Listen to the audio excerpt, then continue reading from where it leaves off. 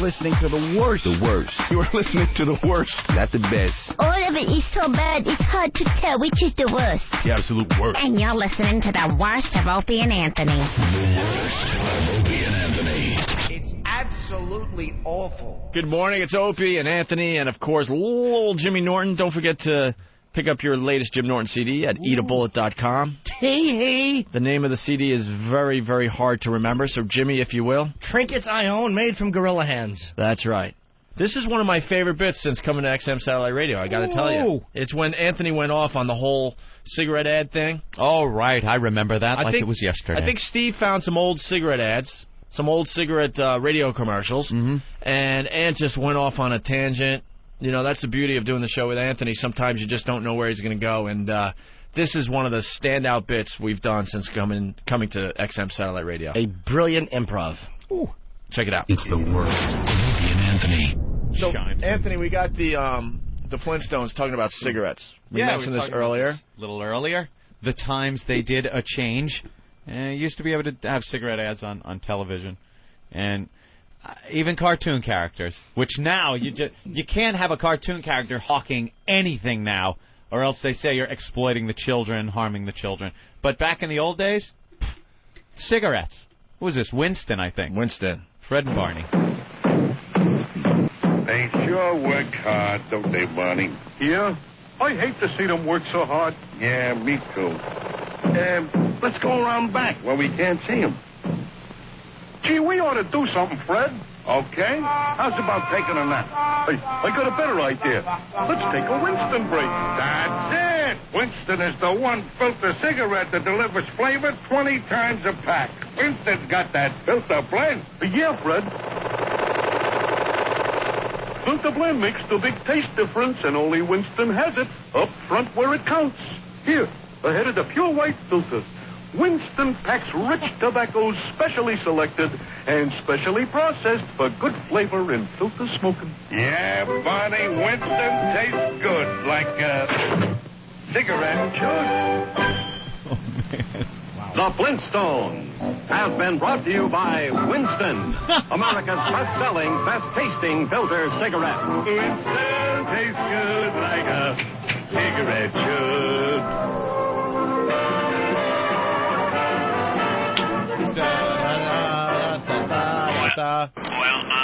Wilma, I've got to get to the rock quarry. They took my throat out. I got throat cancer from Winston cigarettes. Barney, could you pedal the car with your feet today? I'm weak from the chemo.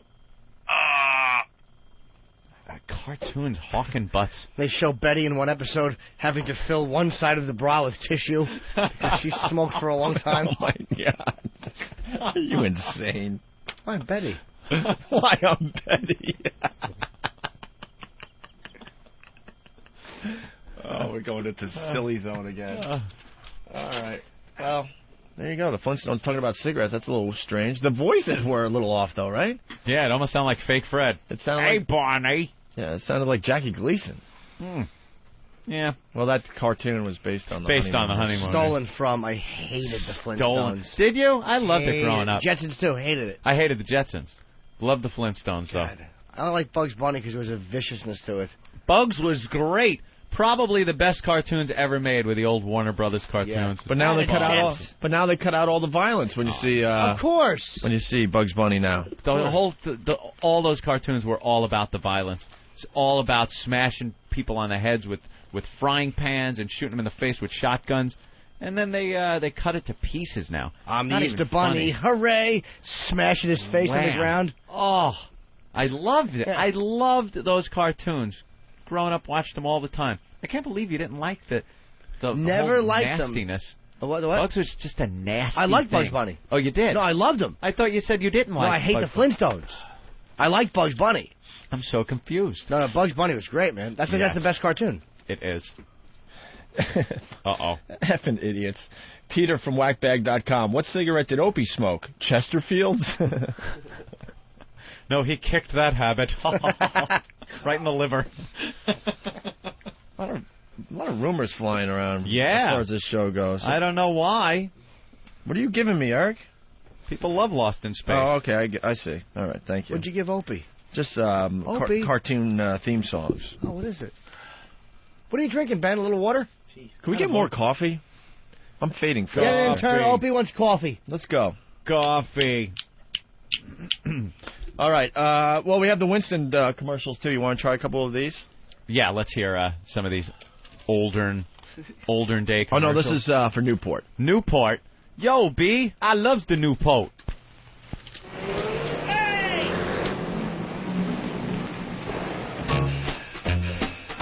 Groovy. Just give me a coffee. Newport tastes fresher, tastes better too. Ain't that great? Newport tastes fresher, tastes better too. This is just conjure up images of walking into the Copa, tastes better too. smoking cigarettes and drinking. Any other menthol cigarette.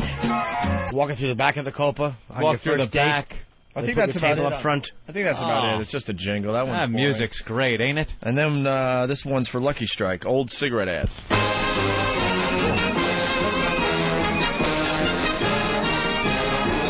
Lucky Strike.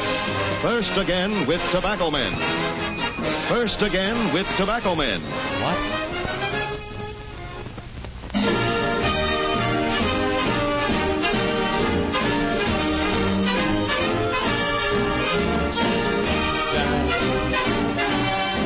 LSMFT. LSMFT. Lucky Strike means fine tobacco. Yes, in a cigarette, it's the tobacco that counts. And Lucky Strike means fine tobacco. Yeah. So round, so firm, so fully packed, Yes. so free and easy on the draw. So for your own real deep down smoking enjoyment, smoke that smoke of fine tobacco, Lucky Strike.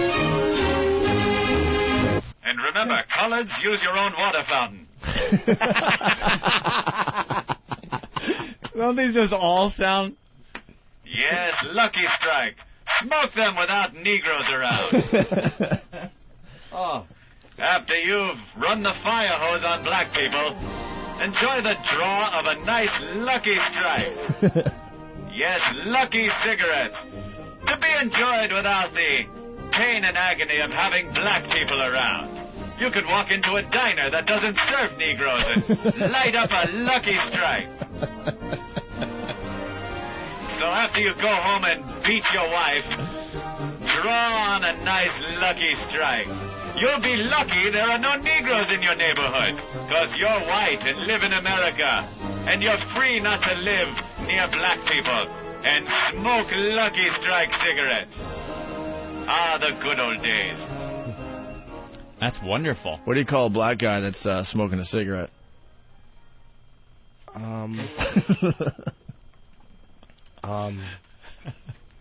See, you laughed. I wanted to tell you the answer there. What was the answer? I'm not saying that. You reckon the timing of the bit. You call it nicotine. What? That's what's in a cigarette. Nicotine. Oh, nicotine. That's what I said. Nicotine. Okay. Enjoy Lucky Strike cigarettes. And enjoy your whiteness. And the whiteness of your neighborhood. Your family. Your workplace. The water fountain. The buses. Every place in America. Lucky Strike. The official cigarette of the Send Them Back to Africa campaign. Feel that draw, the pleasure of smoking and living in a white country. After you sick the German shepherds on some Negroes, enjoy Lucky Strike cigarettes. They're wonderful, like white people. They just all sound like that. You can tell it's old. There's something Right. about the sound you There's can just tell. that sound of rampant racism in it. Let's try a cigarette spot for Montclair? Montclair cigarettes? All right. cigarettes. Now, a cigarette that's low in tar and nicotine, high in menthol flavor. New Montclair. just enough in every puff makes every puff a pleasure. How much is just enough? Just enough menthol to please your taste. Montclair's new charcoal menthol filter does it. Charcoal granules that are both activated and mentholated release just enough menthol to freshen every puff, so every puff tastes as good as the first puff. What's so modern about Montclair? Modern. The answer is in Montclair's modern menthol flavor. Yet Montclair is surprisingly low in tar and nicotine. But the flavor's still there when you smoke Montclair. Just enough in every puff makes every puff a pleasure. Smoke Montclair. New from the American Tobacco Company. That sounds more good. mellow. Yeah, that's a mellow one. You want another Lucky Strike? We'll try one more Lucky Strike. Lucky. Places all. All join hands, circle left. Now circle right and listen to me. LSMFT. Alimentary corners like swinging on a gate. A right to your honey with a right to left date. Grand right and left around you go. Lucky Strike means fine tobacco. Meet your honey and give her a whirl. All swing around with the little girls. Smoke 'em, then you'll see. LSMFT. Promenade and don't you fall. Promenade around the hall. Lucky Strike is first again. First again with tobacco men. Promenade straight down the pike. It's time right now for a Lucky Strike.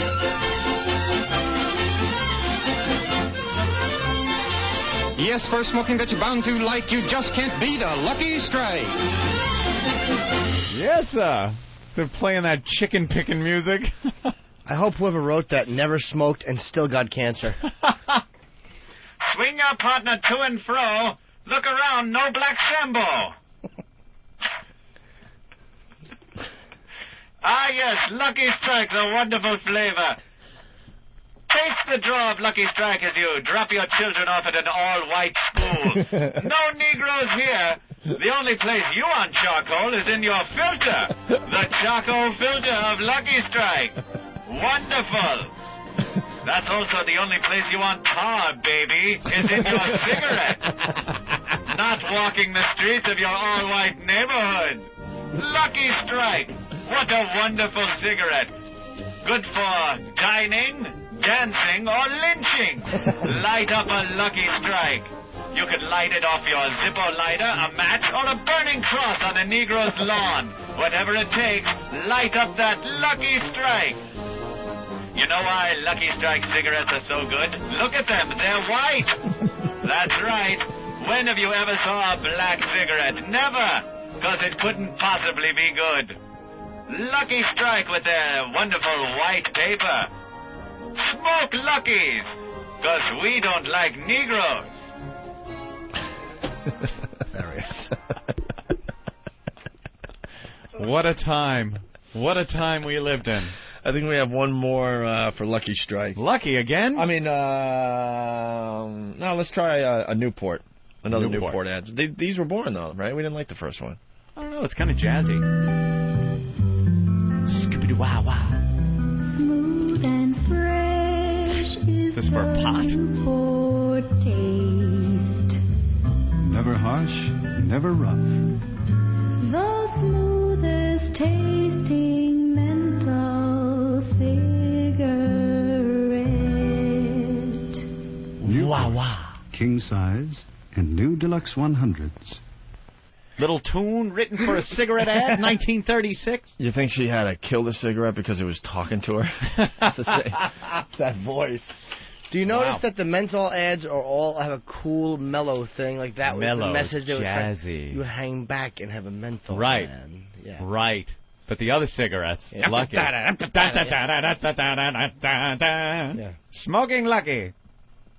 Let's say hi to John in Jersey. Of course, Jersey again. John? Hey, what's up, guys? What's up, bitch tits? Hi, John. I don't appreciate that type of language. I just want to tell you guys, when Anthony said he was going to stick to German Shepherds, I almost drove into a ditch.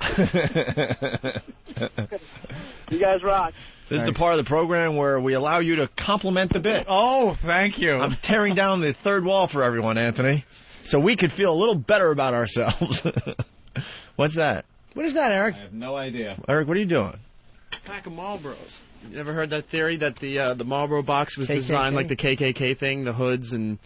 Oh, really? Yeah, that's been around for years, that theory. Yeah, there are all kinds of rumors like that. Yeah, all right, well. I don't think Marlboro's in cahoots with the Klan. This is the new and improved Opie and Anthony show, so we don't beat things into the ground. So we'll try not to. We're going to say cut right there. All right. And end the bit. End the bit. Bravo to Anthony. Bit is coming over. Coming up with that on the fly. Thank you, sir. Thank you for the musical accompaniment in there. Derek? The only time you want tar, baby, is in your cigarette. That was great. Richard Jenny coming up. No, right. I didn't live in those times. I was saying those were some... Guys like, how old are you? No, I wasn't around during those. Yeah, that's right, sure. It's called a bit, silly. All right. Oh, God. Yeah, me, Burt Lancaster. We would go out and smoke. The Opie and Anthony Show. Wow, you're about to hear a whole discussion on smoking and smoker freedom. Ooh, one of our hard-hitting conversations, Opie, on the topic of smokers' freedoms and rights. I talk about how I love how clean my clothes smell after a night out. Is that what's written here? Wow, that's riveting radio. Can't wait. Look out. Woo! Look out. Ugh. No, smoker freedom. I'm sure this is very thought-provoking and funny at the same time. You're goofing on my clothes. Did you? My thing on the clothes. Did you read your comment? While Opie believes smokers shouldn't be told where they can smoke. That's right. Well, how did you reach the mic? Did you get off your high horse and start talking into it? I hate when we talk serious on this show. It sounds like a political show. Conversation leads to talking about how we aren't as free in America as we think we are. Now, what it sounds like is we are the white trash hour, a bunch of boobs trying to be political and thinking that that's what freedom is. Dude, you can't even fucking smoke in the hospital anymore. All you need in this asses. All we need in this conversation is Voss's stiff little hands talking. The liberals tried it. Voss is such a conservative, but he doesn't know what political correctness is. Dude, the liberals don't want you. Shut up. His little hands get so stiff. Take those little Davy from fucking Davy and Goliath fingers and just put a pistol in your mouth. With that said, sit back and listen to us as we try to sound smart. It's the worst of Opie and Anthony.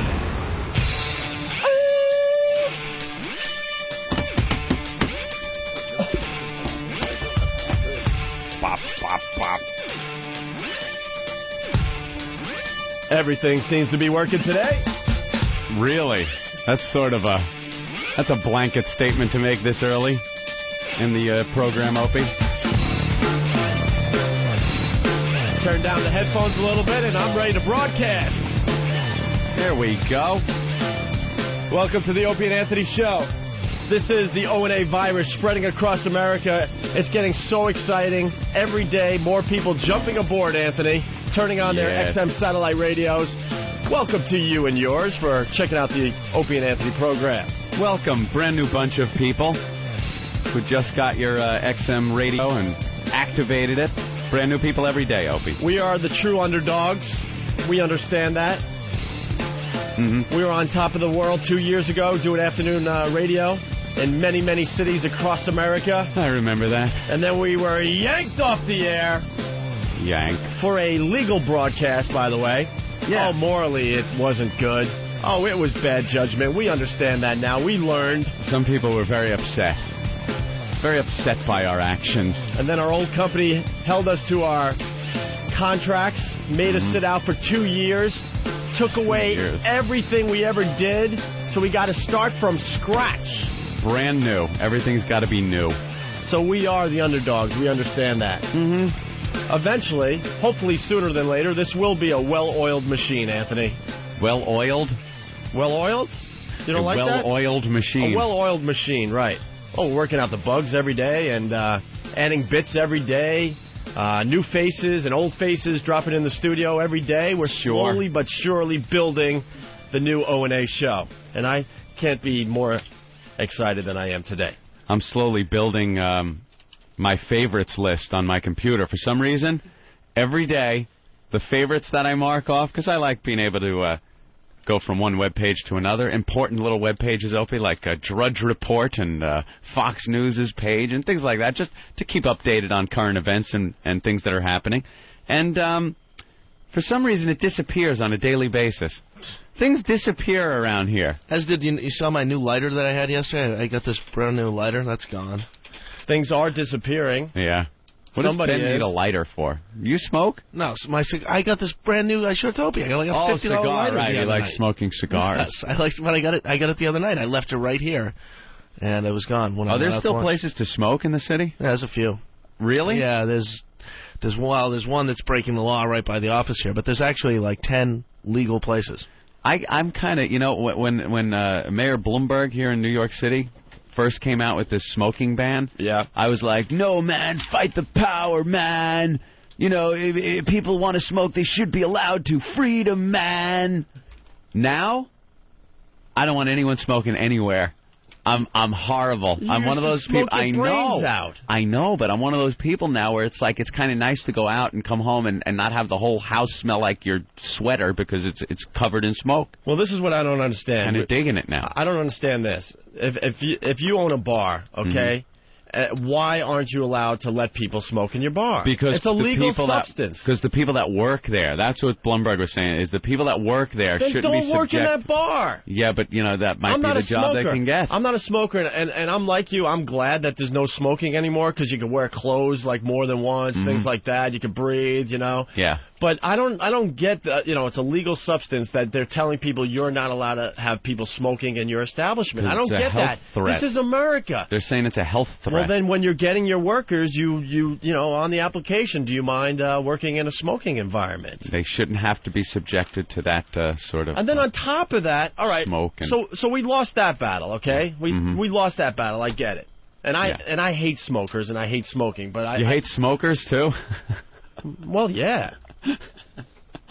Just throw a blanket over everybody. I'm sorry. I hate the smoker. All right, I hate cigarette smoke, okay? Made me stop gambling up in Mohegan Sun. Went up there and Foxwoods, went to Foxwoods, and they have a no smoking part of the casino, which is pretty cool. Went in there, but they close it down at about 2 in the morning. So then at 2, I figure, I still want to do some gambling. And I went into the smoking section. Here's what you have to sit next to. Either some Asian guy or an Arab guy that is smoking like 2 at a time. And the ashtray's right next to you, and they're just blowing smoke, and you can't breathe. I mean, you cannot breathe. So I had to leave the table after like 10 minutes. I couldn't lose any more money. I was pissed. There was a sports arena in Rochester that was smoke-free, except for one room that you were allowed to smoke in, and the nickname of the place was called The Tomb. The Tomb. Yeah, they sometimes in airports that you go to around the country, sometimes they have like a glass room, and you can watch the smokers through it. You can just watch them getting cancer. It's amazing. The whole room is just full of smoke. Oh, there's vents at the top and filters and fans that aren't doing anything. And you look in there and go, how could you even step in there? Right. You just stink. 2 things about the law. What's funny is they can still sell cigarettes in restaurants that you can't smoke in. You can still sell cigarettes, but you can't smoke them in there, which is weird. Yeah, you could buy a pack for $8 or whatever the hell the going rate is now. All right, so we lost that battle.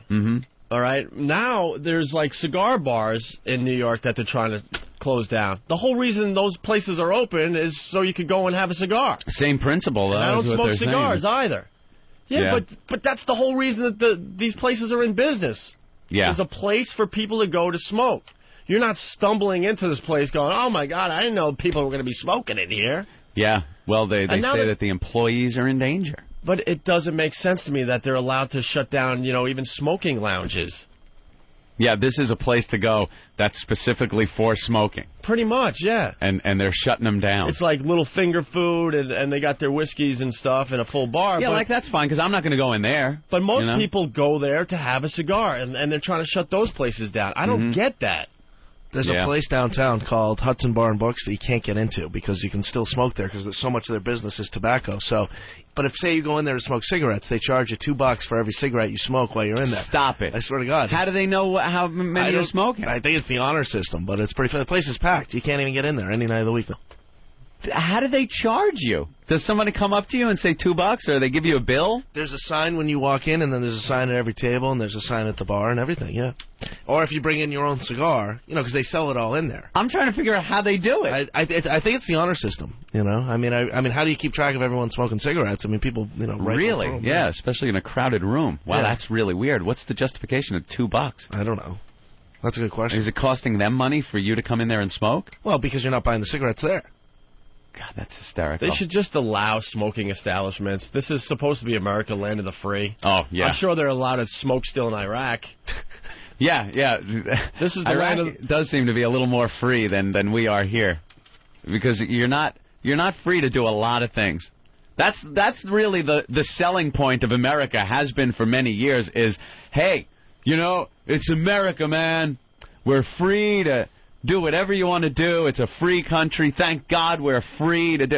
And the truth of the matter is, you're really not free to do much of anything. No. You're free to adhere to all of the rules. That's what you're free to do. More rules every day. Every single day, there's more rules in this country. Every day, more rules. The second they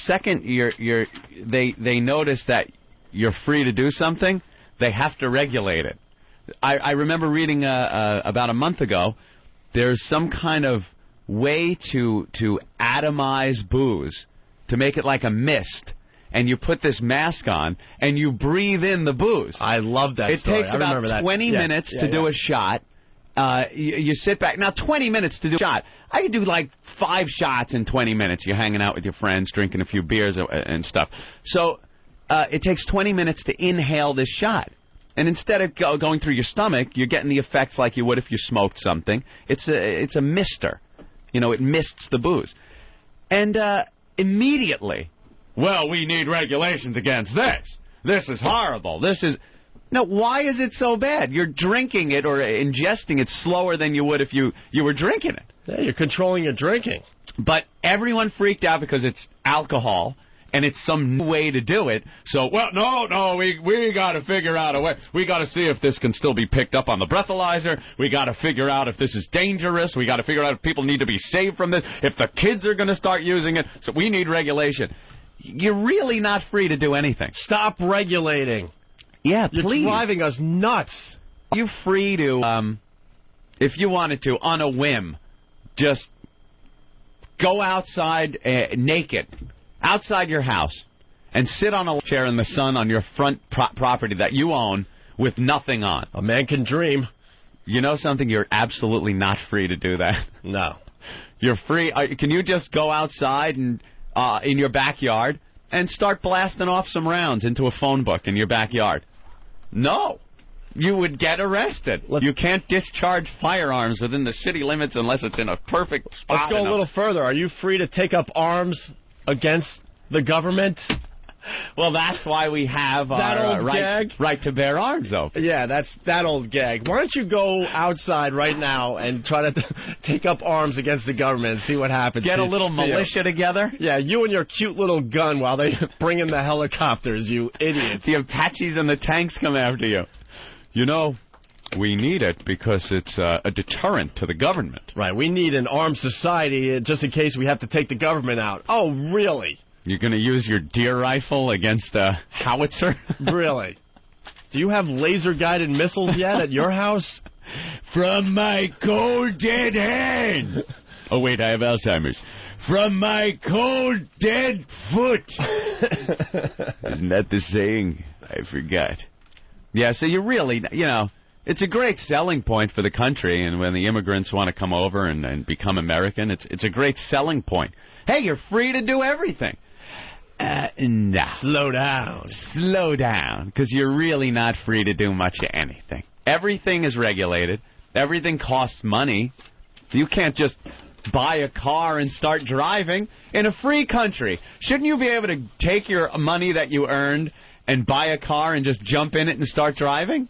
You should, but no. You need a license. You have to register it. You have to inspect it. It's got to, you got to adhere to all the rules on the road. And if you screw up, they could take all that away from you. I bet you in Iraq you could just find one of those old Toyotas and just start driving around. An old Datsun pickup with a machine gun in the back. You don't have to worry about registration. I'm driving, my friend. I'm driving. I am truly free, my friend. I'm driving. Insurance. You're free. Now, You think Iraq... they got car insurance in Iraq?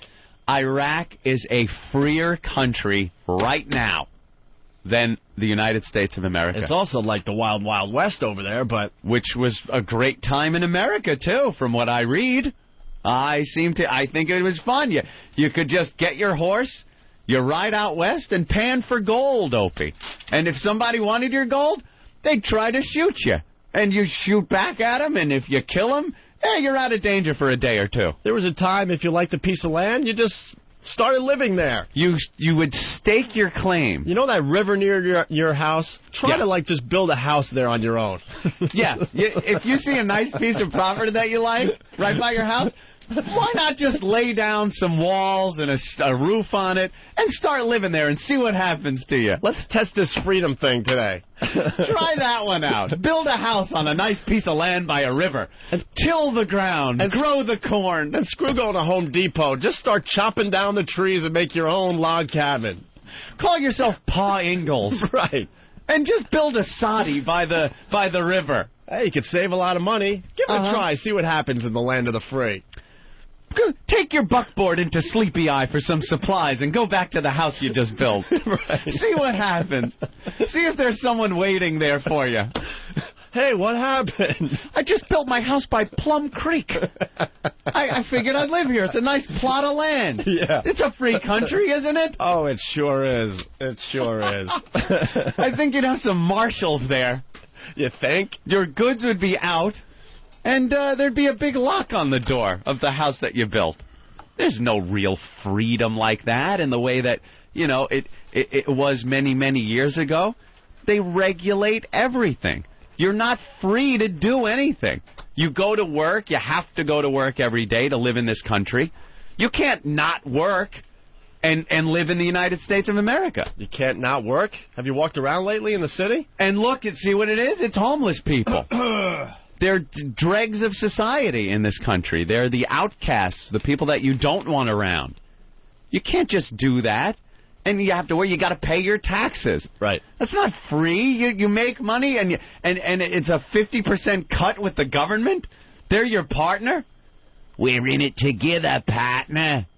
That doesn't sound very free. I mean, of course people are going to say, well, look at the alternatives. Yeah, I don't want to live in Iraq.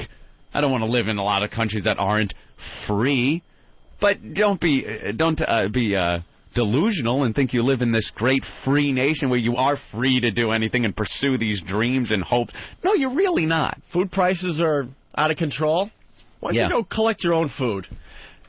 Hunt for your own food. Why don't you give that a shot to see how free we really are? And what, you have to only be hungry during hunting season? Is that what it is? Yeah. No, I'm hungry. You know something? As you're driving I'm hungry right now, and I like bear for dinner. Right. I want a little tasty bear meat. I'm going to go out and get a bear today. You know something? I drive down the highways and byways of this great nation of ours, Opie, and a lot of times you'll see a deer on the side of the road.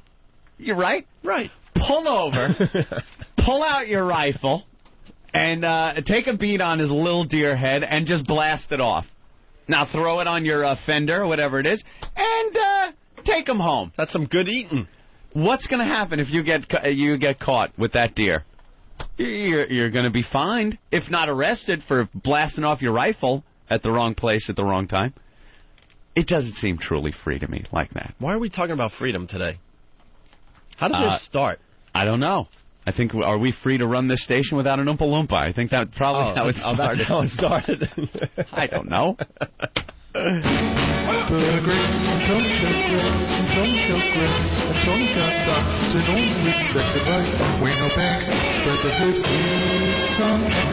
Let's face it, men love sex. But condoms? No. If you can't find a condom that feels good, check out CondomExpress.com. CondomExpress.com carries over 100 styles of condoms. Ultra thin, extra large, ribs, flavors, you name it, they've got it. And they're all displayed with details on the website. O&A listeners, when you make a purchase, type in the promo code O&A and receive a dozen free condoms. Go to CondomExpress.com or call 800-57-CONDOM. The Jägermeister Music Tour. Yeah, featuring Disturbed with special guest Blood Simple. Be there for a chance to win custom tour prizes from Schecter, Coffin Case, and Peavey. Get tickets now at Ticketmaster outlets or online at Ticketmaster.com. For more tour information, visit JägermeisterMusicTour.com or Disturbed1.com. Jägermeister. They're dedicated to music, not underage drinking. Brought to you by Jägermeister Liqueur, 35% alcohol by volume, imported by Sidney Frank Importing Company, New Rochelle, New York. Drink responsibly. Must be at least 21 to receive prizes. Prizes where permitted by law. How would you like to have your toilet fixed by a plumber without a plumber ever coming into your house? Well, that would be called Plumber's Choice. And although you might like that, you wouldn't want them fixing your computer. However, I would like to suggest plumchoice.com. Make sure you spell it right. P-L-U-M, the word choice.com. And just like your toilet, when your computer gets backed up, you need a professional to fix it. They fix your computer online while you watch. It's all done over the internet. So if your computer's slow, has pop-ups, viruses, error messages, a sock stuck in it, oh, that would be the toilet. Call 888-PLUM-HELP. I used them. It was incredible. Went online, went right to the calendar page, made my appointment, which you can do 24/7, hooked up with my computer engineer, allowed them to come onto my computer, and together we've figured out the problems. Hey, just look at your XM receiver now for the website and phone number. PlumChoice.com. 888-PLUM-HELP. Remember, they can't fix your toilet, but they can analyze, correct, and fix your computer or network problems. PlumChoice.com. 888-PLUM-HELP. XM202, the Opie and Anthony Show. Norton and escorts, one of my favorite topics on the show. Love it. And a frequent one. It's a frequent one, but we haven't gone down this road lately, I was just thinking. This was any guy's dream come true. An hour with Natalia, the number one call girl. What are you going to call her? Hooker. What would you call her in New York Hooker. City? I call him Whoas. No. And not only was he with her, but he's with her for free. A freebie. And nice. Didn't you get sick after you were with her? Oh, I got a bad cold, or she got a cold. One of us got a cold. cold. No, you got a cold, and we said it was because you were licking her ass. Oh, right. I believe we discussed that. Stay tuned to this segment for ass-licking fun. That's right. That's right. Old Butterscotch Jim. The Aristocrats and how I lived it with Natalia. It's the worst of Opie and Anthony.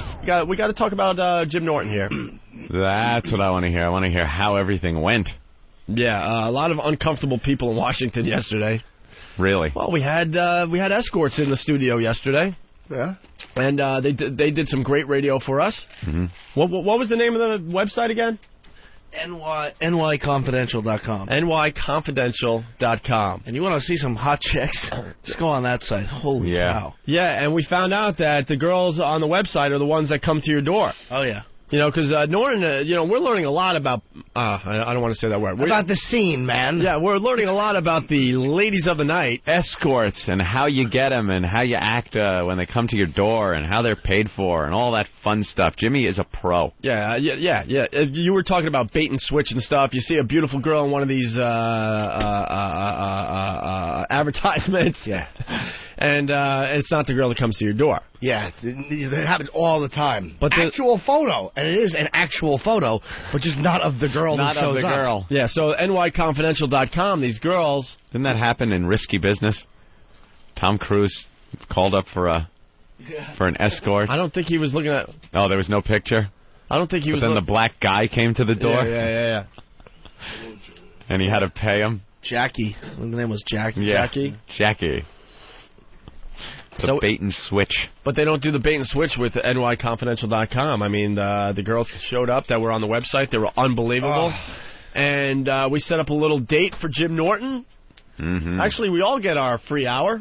I heard we all get an hour. We all get an hour, and so far, I don't know how many people are going to admit they used their free hour. I know one has so far. You can bet I have, and I'm looking for your free hours to be donated.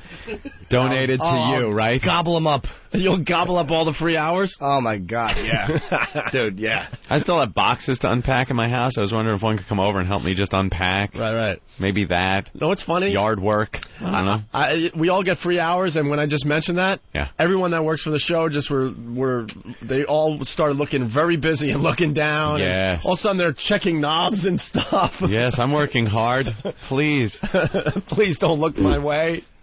So Norton did use his free hour. Yeah, it was great. I was kind of hoping in a weird way that it would be awkward or something, so I could goof on it because it would be funnier. Rave review. I'm honest when I tell you, I can't tell you how long I've been doing this. Probably since I was 20, and I'm 36. 2 thumbs in. I gave it a fist up.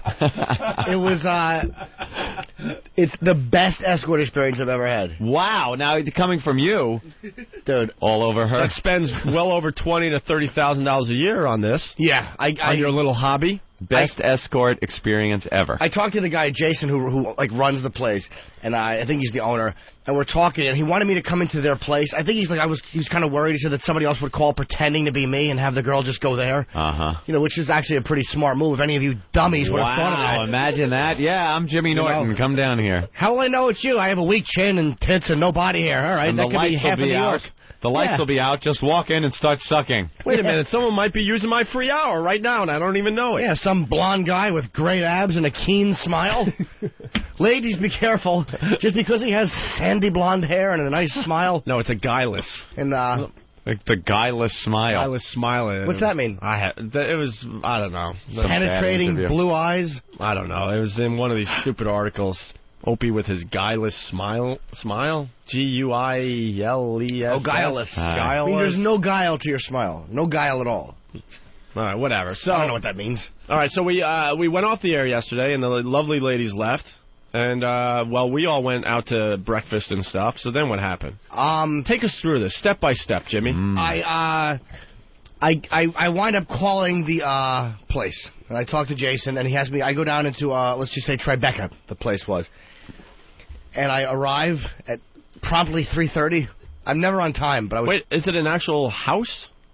Well, not in Manhattan. It's not a house. Well, you know what I mean. But is it like It's like in a loft, in a big building in a loft. Okay. With just a lot of rooms? Well, I didn't know until I rang the bell, and I met the gentleman at the door, and there's a grand piano inside. When you walk in, there's like a big... Oh, that says classy joint. Big screen TV on the wall. I mean, unbelievable. It's like, it's money. Hot chicks all over the place. And he's showing me around. He walked in, that girl Katie that we saw the day was sleeping in bed. He takes me into her room. He doesn't care that she's sleeping. He's like, yeah, this is one of the rooms. And the girl's like, ugh. She's asleep in there. This sounds great. He's drinking scotch. He just didn't give a shit. Say hi to Jim. She wants to cut my throat and kick me, but she's like, hi. She's just trying to take a nap in between clients? Just trying to relax, take a load off, and he walks in with a scotch. Load off. Oh, that's hilarious. And then they take me into this... Did he have a pipe and a bathrobe on? Oh, no, he was wearing a short sleeve... No, he looks like an Israeli soldier. He's like a short hair and a tattoo, and he's obviously... Yeah, he's a psychopath. And he takes me into the other room, and Natalia, the girl who was in here, runs out naked out of the shower and goes, hi! And jumps into my arms. Hello! Jumps into my arms and hugs me. It was like an officer and a gentleman moment with a hot chick, except I don't look like a military serviceman. It was exactly what it was like. Way to go, Natalia! You go! Oh, she kisses me. I mean, it was so surreal. Because usually when you go, you never feel like they like you. We're not going to find you dead when you realize that she doesn't really like you, are we? Dude, I think she does. Oh, you pathetic I think she does. Oh, we got one of those guys working for the show. I go out, You're the guy. You're the guy that goes to the strip club and is convinced that the girl wants to go home with you. Dude, she digs me, man. Yeah. I could tell. No, you guys go ahead, man. I'm staying. I'll figure out how to get back to Long Island. She's giving me a different vibe than she's giving you guys. By the way, you got a couple $100. I ran out. I already spent $500, but I think I got her number now, man. I slip her 20s, man, because because she likes me. Yeah, you guys just take the limo. I don't know. I'll go down to Penn Station and take the Long Island Railroad home. Yeah, I know. I'm cutting out with this chick, man. You know who did that? Psycho Mark. Oh, right. At one of the bachelor parties we went to, he was convinced the girl loved him. And how much did he end up spending? Hundreds. Do you know who nothing I at a strip am? club. This chick digs me. He swore that this girl was falling in love with him right there. What an idiot. There's always one. Not accusing you. No, I know. But you really think this girl... They're very, I guess because they make good money or whatever, but they're very genuine. Like, I've dated so much. I know that, I'm just a guy. But if you're nice, if you're you're respectful, they're going to treat you very well. So she jumps on my arm, gives me a kiss. I'm going to hook up with this other Canadian girl who's a 10. And he goes, why don't you have both? And I'm like, I don't want to be Gary Greedy. I'm like, I don't know, because usually I like one. He's like, hang out with both. They're both great. He's like, trust me. So I go and I sit in the couch and I'm talking to another girl walks in. He goes, hey, lift up your skirt. And she lifts up her skirt and he lets me smell. He's got, go ahead, smell her. What? Yeah? He's like, it's the nicest one. So I smell it. Are you kidding? No. And then I go into the black chick comes in, this chick named Midnight. So there's just hot chicks walking around. It's depressing. Are they in lingerie? The one Natalia was. Midnight he made get naked for me. He takes me into the room. Midnight has to be the black chick, right? I don't think that's her real name, though. I don't think so. But she had, I'm not exaggerating, the nicest ass I've ever seen on a human being was on this chick. It was fucking amazing. So I take Natalia. I'm very happy. We're kissing and hugging. So oh my goodness, you're kissing and hugging? Mouth kissing. Yeah, nicely. Girlfriend experience. Girlfriend experience. Okay. Girlfriend experience. I had never heard of that before the other day. I'm trying to get the visual a little better. All right? Okay. So you're it's the penthouse area, and girls are walking around half naked, blah, blah, and you're sniffing and checking them out and stuff. So then you decide on the girl that was in here? Yeah, only because the other girl, we wound up talking to the owner. He's a fan of the show. No, they're all great. I'm just asking. All right. No, I'm saying the guy that was rapping with, we talked for like 45 minutes. The other girl had another gig to go to. She had a job to do, so she was like, it was running late, but that was my fault just for yapping with him. So the one girl I was supposed to see had to go. Okay. 45 minutes later, so I didn't care. I was just like, I'm in Natalia. All right, so they're all 10, so who cares? So now she just kind of grabs your hand, you walk off? Yeah, we walk into the next room. There's a king-size bed with like a foot of like the fluffy foam on it. It's phenomenal, dude. It's like a 5-star hotel. The only thing wrong with the picture was my stomach and tits. The fact that I had to be unclothed. And she was really digging you. So what else was in the room? Satin sheets? I mean, just a king-size bed with big pillows. There's a huge a sunroof, like sky roof. What do they call that? Skylight? Skylight. Yeah, the whole roof is like it's like a glass. Really? Yeah. So there's I was kind of hoping it was like a darker room. Again, I'm embarrassed to get naked. Yeah, I know. That's like daylight coming in on you. But that would be perfect at like 9 o'clock at night where you have the city lights, or if you were in some kind of physical shape like a man. So I get naked. The daytime, Jimmy just gets an ass burn from the sunlight coming through. So you lock the door, or whatever, close the door. Yeah. Can you hear that? Yeah. There's music blasting through, the Sinatra playing. It wasn't Sinatra, I swear to God. Blue eyes. Better than that. The CD player in the room wasn't working. We were going to listen to something. Sinatra's blasting through. In the middle of it, I hear the song, Forget Me Not. I didn't know that was the Sinatra song. No, really? No way. Yeah, I'm trying to get a Hummer, and I hear this song blasting through. Oh, man. So we start off making out. Distraction? Yeah, it really was. But I wanted the Sinatra instead of the Beastie Boys. Yeah. Start spreading your legs. Jim's coming today. Just grab my meaty tits. I'm gonna get laid. This chick's digging me. I want to be. Yeah, baby. Look at my flabby ass. That's right, Toots. Did you call it Toots with the music playing? No, it was very gentlemanly. You got nice stems, dame. No? Nothing like that? Now, do they have a bar, like, for martinis and things like that? Oh, yeah, whatever you want, cool. They'll bring you. See, if you'd like it, you can get alcohol. Yeah, they were really... Get me a scotch, friend. They were very accommodating with alcohol, whatever you wanted, which I don't drink. I'm king of the hill.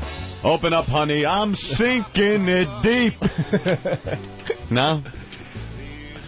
Wow. All right, so you're in the room. The Sinatra's playing. Yeah, and now what's the first move? Yeah. You start making out. What is she wearing now? Like lingerie? She's wearing thigh highs with garters. Right. Like lingerie. Just nice. naughty. Jimmy then made a fort out of the blanket. Let's make a fort. No. So when did you lay? So when did you lay down the tarp? Yeah. And the plastic. Yeah. There were no toilet games. There was no Did tinkle. they supply the plastic and the duct tape? It was a very nice experience. See, this is what Sounds confuses me about Jimmy. You like the nice experiences, and then you also like to get really dirty with this thing. Yeah, you can't ask. I just couldn't have asked a girl. She was too hot and too nice and kissing me like a He girl. was going for the girlfriend experience, not the mother experience. Yeah, I couldn't, Hey, listen, I know we're kissing and getting along, but, if you have to go, just, put a finger up and I'll lay on the bathroom floor. Just, I don't want to kill the mood. I felt it would be inappropriate to mention that. So you didn't have to lay down any plastic. No, it was one of the most normal ones I've had. So we're kissing, and it's going very well, and then she lays me back. Is she saying anything to you? No, but look, I have to assume that any time an escort is with you that they're kind of, acting as well. But they should have handed her a trophy when she was finished. You really thought she liked you? Really. It was unbelievable. But that's how they get you to come back. Well, it worked. I can't believe it. You're a hooker? And I thought I was doing well with you. We're kissing. I perform oral treats on her. I can't believe you're a hooker.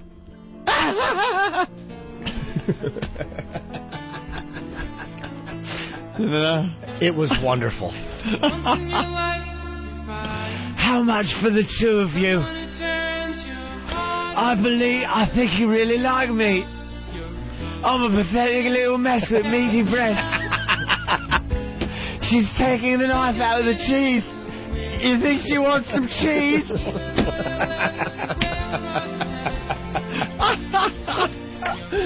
You really thought she liked you? Dude. That's amazing. She was that good. She was giving me a Hummer. Right. A Hummer!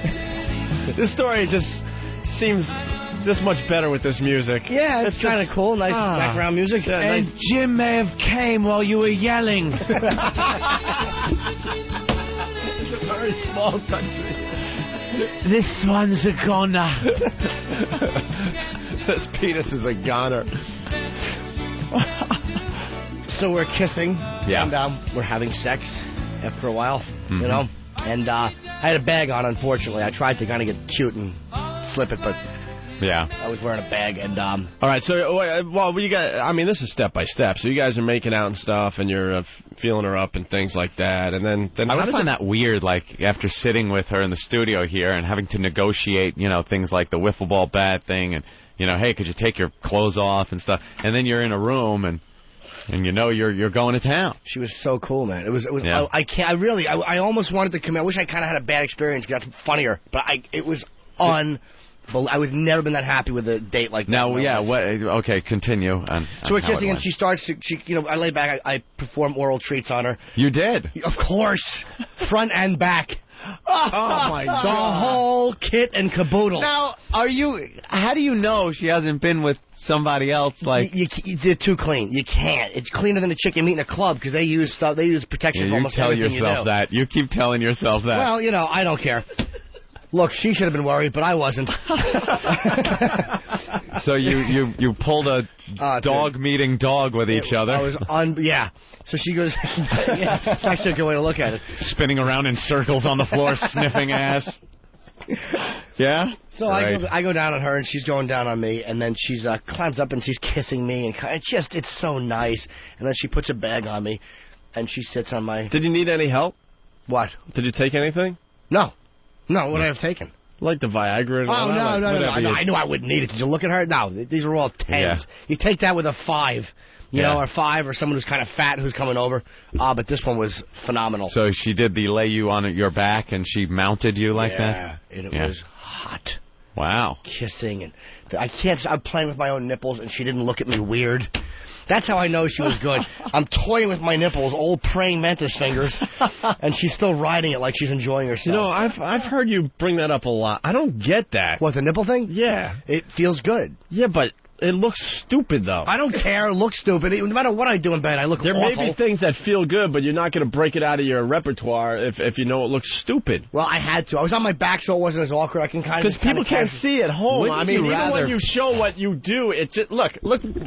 This is me doing it. Look how awful this is. I'm laying on my back, and I have my right hand is toying with my right nipple, and my left hand is toying with my left nipple. Wouldn't you rather toy with hers? I did toy with hers. Oh, she kept taking my hands, and when she was going down on me, she kept taking my hand and putting it in her hair to, like, hold her head. That was kind of hot. Yeah. That's one of the hottest So I was things you holding could the do. hair, and she was encouraging it, and I would push the head down a little, and she would go, Did she just do a little...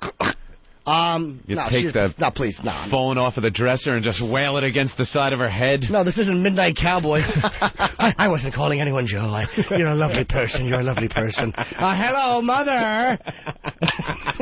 I got a sick kid, mister. I loathe life. I loathe it.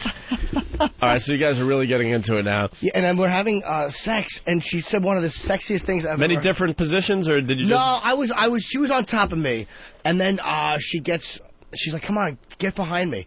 So I get behind her, and she's going crazy. Is she enjoying it? The only reason I doubted it is because I know my own performance is normally horrendous. It was the greatest piece of ass I've ever had, and I've had them all over the world. Wow, that's a rousing endorsement. So I'm holding her hips, and I'm getting close, and then she looks back and goes, do you want to come in my mouth? Hey! How about that? Yeah. Yes. It's the sexiest thing anybody has ever said to me. So I say, yeah, I'd like that. Okay. And the worst thing, I lay back. Well, sure. Yanks the bag off. Starts going. Wow. What a trooper. What a good egg. And the whole thing, as this is happening, I'm afraid I'm going to fart. I had a fart built up that I was afraid. Hey, you don't want to do that. I was afraid it was going to shoot out while I came, but it didn't. You don't want to do that. And I did, and... Oh, my God. And it was unbelievable. And then a mouthful of Captain Trips. Mouthful of plague. And then what happens after that? Then you're just laying there and she cuddled. What? She cuddled. With who? Me. Oh. I thought there was someone else in the room. No, a real man came in for some cuddling. I'll cuddle with you now. How long was it? The whole experience? Over an hour. Well, I was there for like 2.5 hours. No, but I mean after you went into the room. Oh, probably an hour, a little over an hour. He was banging cocktail waitresses 2 at a time. Yeah, his machine needs to be a little higher, I think, if we could take care of that. Yeah. But wow, dude, awesome. It was unbelievable. He was going to give me 2, but I was like, I don't want to be greedy. And then you kissed her on the cheek, and then... No, in the mouth. No, I'm just kidding. And then taste your own seed. I didn't care. And then I must have called you minutes after you were done, because I've never heard you... I wish I taped it. You were so mellow. I was really happy. You're just like, wow, man. Because you don't feel rushed. You don't feel any pressure. It was fantastic. Yeah? Yeah. Yeah. What an endorsement. I really mean it, too. And it's a very sincere endorsement. nyconfidential.com.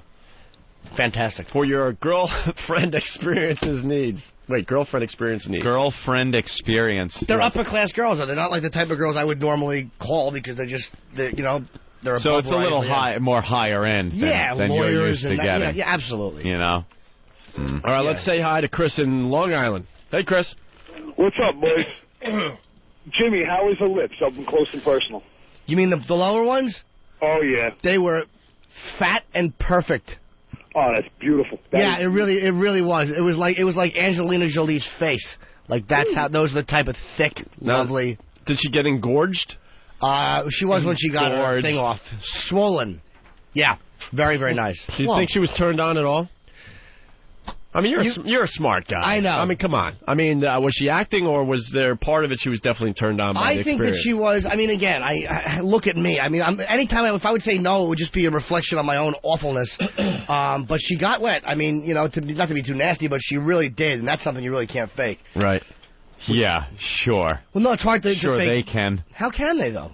Let's go to Rico. Hey, I'm Rico. so jaded. I just think they're all business. I know. I've always thought that, too, and I've dated, believe me, I've been on 1,000 dates. Yeah. So I always know, it's been, but...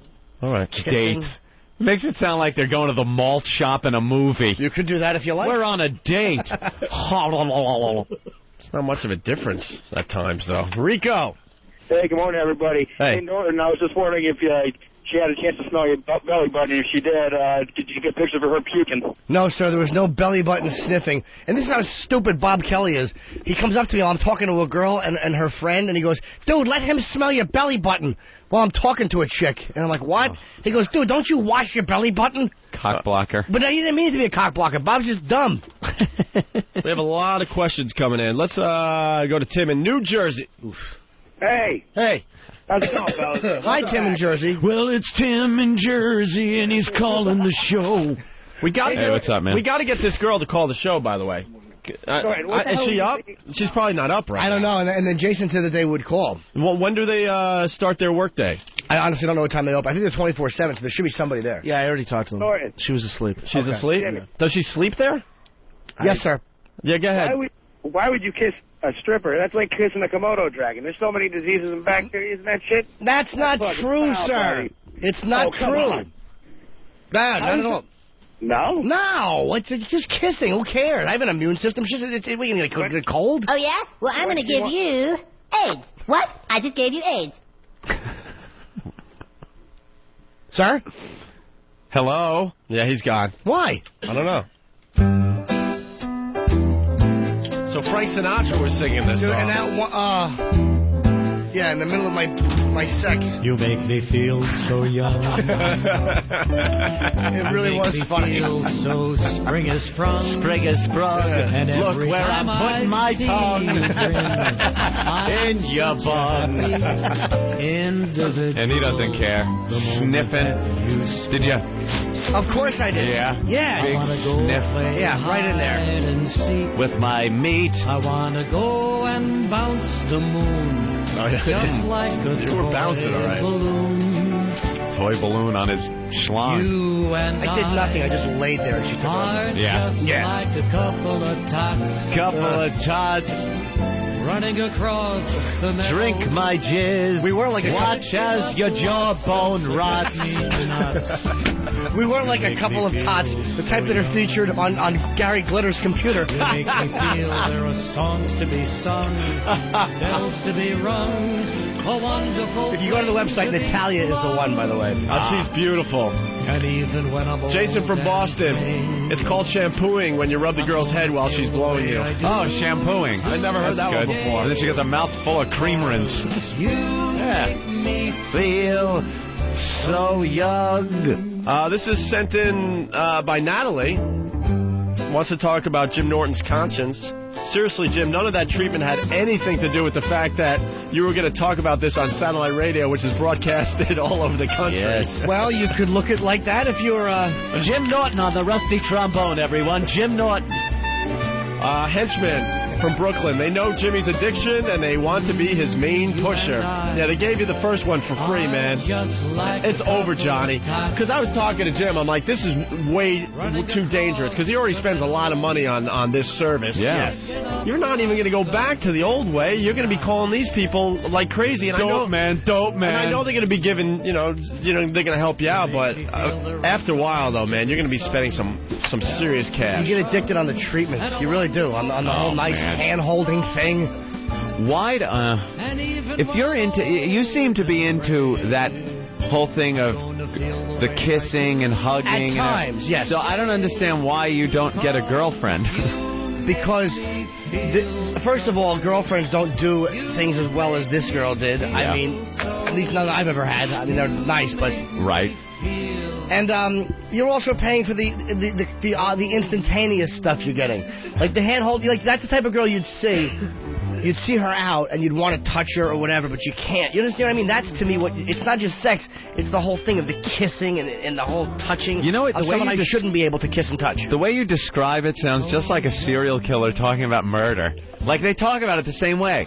It's very rational in their head. No. See, when I strangle someone and then I disembowel them, it's because I look at them and want to do it and. You're like a crazy person. But yeah, I mean, I'm addicted. I'm definitely addicted. Yeah, you are. I believe me. There's 80% or 70% of my experiences are horrendous that I've had. Awful. Really? Awful. You feel like you didn't get your money's worth? Ugh. One just terrible. Could have just jacked it at home and. I told you that. Oh yeah, I already told that story. But the two girls in L.A. I've just had so many bad ones that smell, stretch marks, fats. Yeah. Just awful. I told you one time in New Brunswick, in Jersey, I had a pregnant one in my parents' basement in the room my grandmother had lived in before a fatal heart attack. Oh, great. And That's what you want. pregnant chick sparks up a crack pipe. I swear to God. 7.5 months pregnant, she sparks up a crack pipe in my grandmother's old living room. You've come a long way. Yeah, that's a true story. A pregnant crack whore. You don't understand the disasters I've hooked up with. Oh, it's hilarious. Or the awful ones I've had. All right. Well, that's great. There's the Nice. review right there. Very good review. NYConfidential.com. And I wish I For could... your girlfriend experiences. I wish I could goof on it, but God damn it, I couldn't. No, this Very was, happy for honestly, you, this Jimmy. was better than goofing on it. This is pretty interesting. Yeah. I'm not giving away my free hour anymore. And I'm normally for white girls. Not that I'm a racist, but I normally go for white girls. Yeah. It's just what I like, because of the the whole superiority thing and the fact that we're God's people. No, it was but he showed me this black girl that the ass was so, it was almost like a painting of an ass. It was so smooth and pretty. You ever see an ass so nice it gets you angry? Yeah, sorry. There's a Sorry, lot of I was. distractions going Could you on. get me the bell and the wacky horn? Yeah, we need our props. For what? Nice picking up on those hand signals, Kev. Let's go to Jason in Jersey. Hey, Jason. Hey, guys, what's up? Hey, buddy. Little Jimmy, you ruined it for all of us. Why? Definitely not going for Natalia now. That's yeah, right. You just took her out of the equation. Oh. Because, I mean, you're making it all nice and stuff, but you've told way too many stories on the show, so she's now out of the equation. Well, I'm clean, though. I'm very clean. I just got tested about 3 months ago. Yeah, Norton. In 3 months. Norton will call all his friends every 3 months and tell everybody that, he passed his test. He gets Passed very his excited. AIDS test. Yeah. Well, No, I don't I'm think not- I have AIDS. I'm not into taking things in the rump. How many times have you called your friends to say, you passed? You get very excited on You that have day. to. Yeah, you always get nervous. Yes, yes, He Ben? did. He came up to me in Boston. He goes, dude, I just tested negative. It's a great day. You were all excited. Dude, I had a red ring on Ready my to chest. go out for another 3 months and try again? Yeah, I feel like I'm maybe failing. I'll get it next time. I had a red ring on my chest, and I thought I had one escort, actually a dominatrix, who was going to use me as a toilet. Tell me she thought it was ringworm. So I was like, all panicking. I'm like, I'm a 36-year-old white guy. I have African child disease, and Yeah, ringworm. But I didn't. It turned out to be an allergic reaction to laundry detergent. But I thought it might be AIDS. I was panicked, dude. So I went to the doctor and he tested. He's like, you don't have AIDS. I'm like, just test me. Hep, AIDS, everything I tested for, totally clean. You didn't get to play Monster Rain yesterday, huh? No, we didn't play Monster Rain. They don't have the Monster Rain service? No, at Jason. NYConfidential.com? Sounds like they did. Sounds like they did everything that you would do Well, no, while I think playing Monster Rain is with another guy, though. All the sig pics are flying up. Oh, it's hilarious. Yeah, there's... what's his name again? Cage from whackbag.com. You go to opieandanthony.com. This guy's photoshopping as we go. Yeah. Right? We do a subject on the show, and he's photoshopping stuff and making it very, very funny. They got you as Prince in Purple Rain and says Monster Rain. Very funny. I didn't see Go to opieandanthony.com to check that stuff out. Yes, Anthony. Instant feedback. Norton, of course, she got wet. Stick $1,200 under any chick's nose and tell her that an hour and many tears later, it's all hers, and see if she gets wet. An hour and many tears later. I really want to... I hope she's honest with us. I hope she's honest with us. I think she will be. I think she's going to give us the company line. I really want think she'll be all nice and say, yeah, Jimmy was great. But maybe Jimmy, I tell you, I was packing 14 yesterday. My rod was very lovely. Really? Very impressive. Yeah. Well, we'll get some stuff out of her, but I think in general... Yeah, we'll get some stuff out of her, all right? Everything Jimmy put in her. It's still coming out of her. Squeeze her like a toothpaste tube. Watch it come out. Oh. Hey, Anthony, what's up? Not too much, Hey, how you doing? That old gag. What's going on, bud? Anthony from Long Island, go. I'm here. Listen, Jimmy is going to be like Robert Downey Jr. in Less Than Zero with this. Yeah. They are going to turn him into... Are you saying that Jimmy a gives male good head and is dead? What's that, Jim? No, it's just a sign from Less Than Zero. Go ahead. Yeah, it all starts off... They're definitely turning him into a male prostitute, like 6 months from now. Yeah, He's definitely going to be like on another website for them. It starts off nice. It all starts off fine and dandy. You but think you're in control. Yeah. But eventually we're going to open up one of those doors and you're going to be on your knees just chosen for her. Oh, come on. Look, let me just put my tongue in the ass. I don't care if she showered. Just a second. No, you owe us. That was one of the sickest scenes in Less Than Zero. Ugh. Robert Downey Jr. is on his knees. I saw it recently, but it was on TV, and they cut that part. He with became that great buttocks. such a drug addict that he was blowing that guy to get some. Oh, so that's what happens. Some crack. Whatever you got to do. Yeah, you got a little crack. That's gonna be like you though. Everything was nice, but now you're gonna be banging on that door every day. Come on, man. I need it, man. Come on, help me out. Could you imagine being somebody that has your addiction and doesn't have an income? What would you? What the hell would you do if you didn't have the money to spend? You'd be rapping old ladies over the head with bricks. Nah, you just go online and whack your bag, because mostly... no, that's what Newark is for. $5. That's what Newark is for. Man, I will suck your dick. Get off the highway in Newark someday. Yeah, that city's really becoming a great metropolis. Anyone want a burger? Holy yes. That's what Newark is for. Get out the core. Get out the core. Break yourself, nigga. Break yourself. Love that movie. What is that? Menace to Society. Oh. Yeah, that's a great one. I'm just hanging up on people because it's easier, so don't get insulted. They're all like, whatever. I'm sure they're going, Huff! Huff! We already... I was hung up on. Huff! I'm insulted. Well, I never.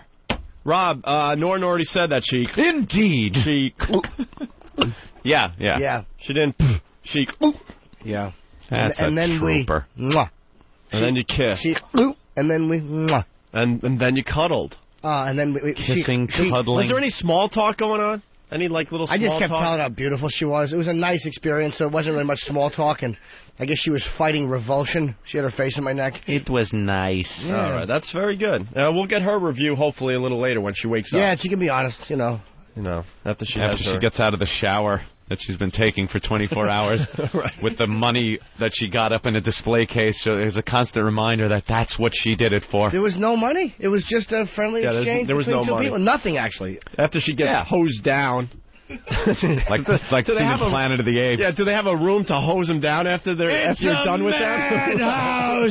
A madhouse! Jesus. Big fire hose on her back. Right. Trying to wash the Jimmy off of her. Let's play 1964. No?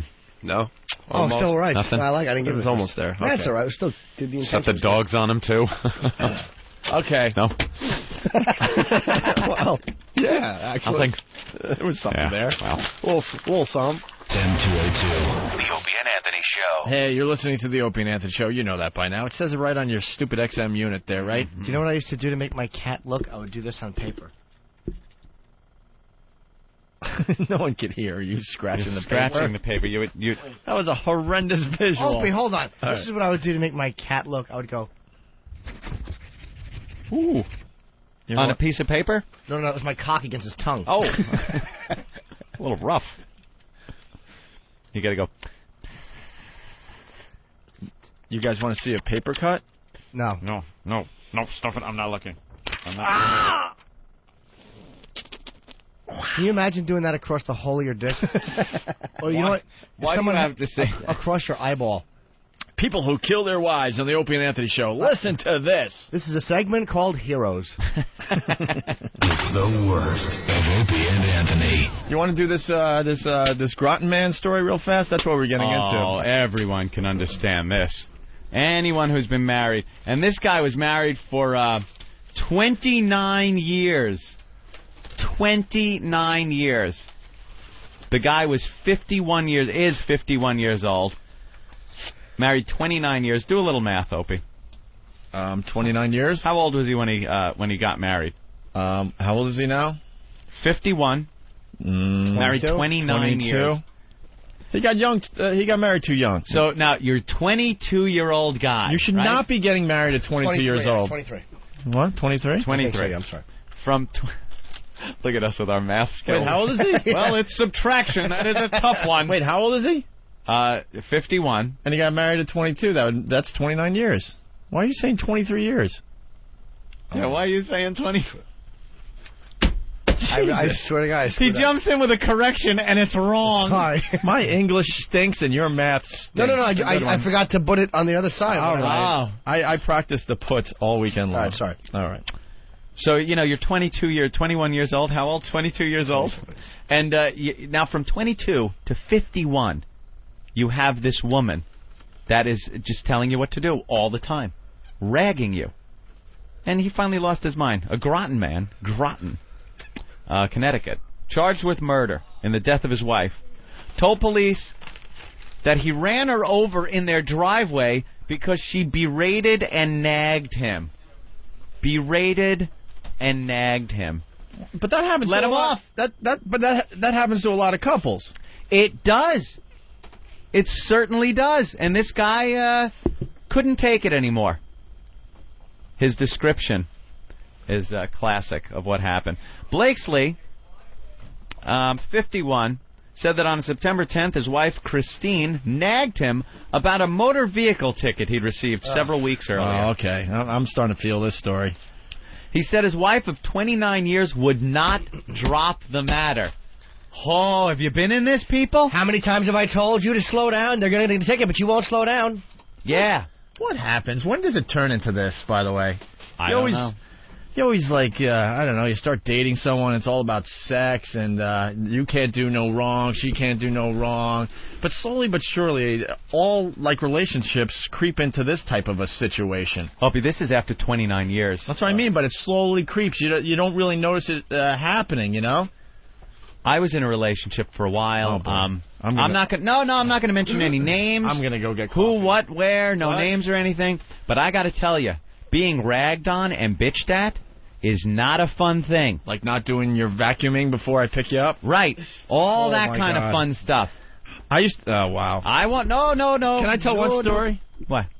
Ed and I used to commute because we lived in the same town when we first moved back to New York. And Beautiful Huntington, New York. Yeah, I picked up Anthony, you know, and we take turns like commuting in and taking turns driving and stuff. I'll drive today.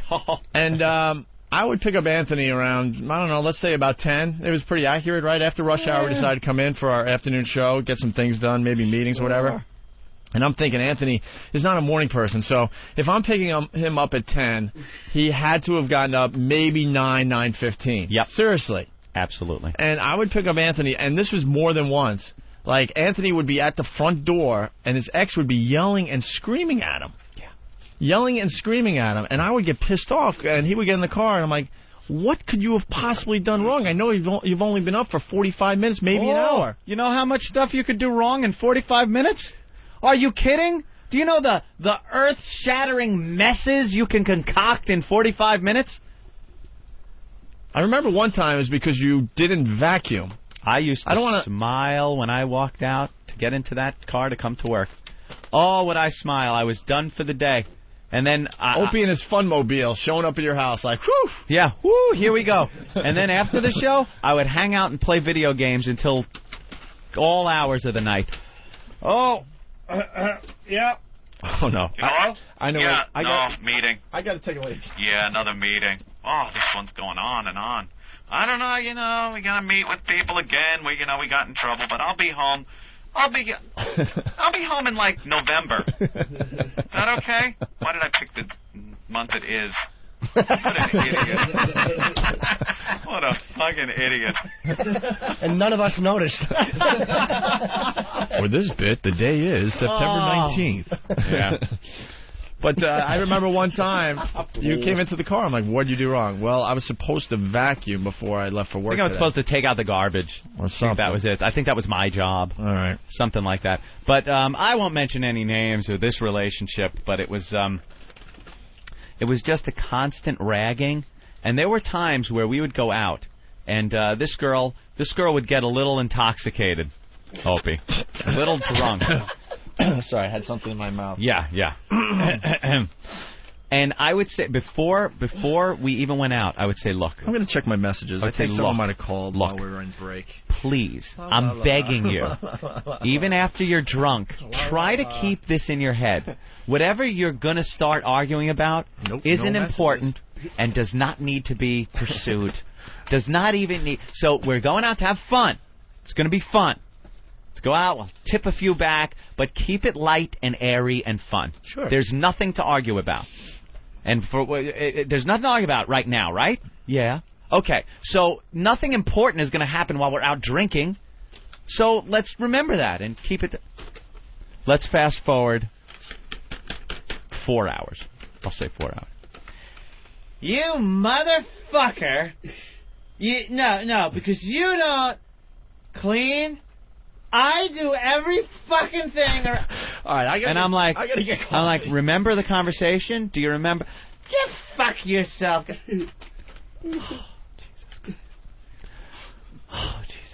I'm gonna be sitting over here for a while. I'm in living hell. This is unbelievable. And occasionally you do get it in your mind. If she was in front of my car, would I put it in drive, as this gentleman in this article did, and maybe hit the gas? We're getting back to that story. Oh, that's where we were the whole time. Oh, okay. Well, can I ask a question? If you're dating someone and you feel that they're drinking too much, wouldn't you say like maybe you shouldn't drink before we go out?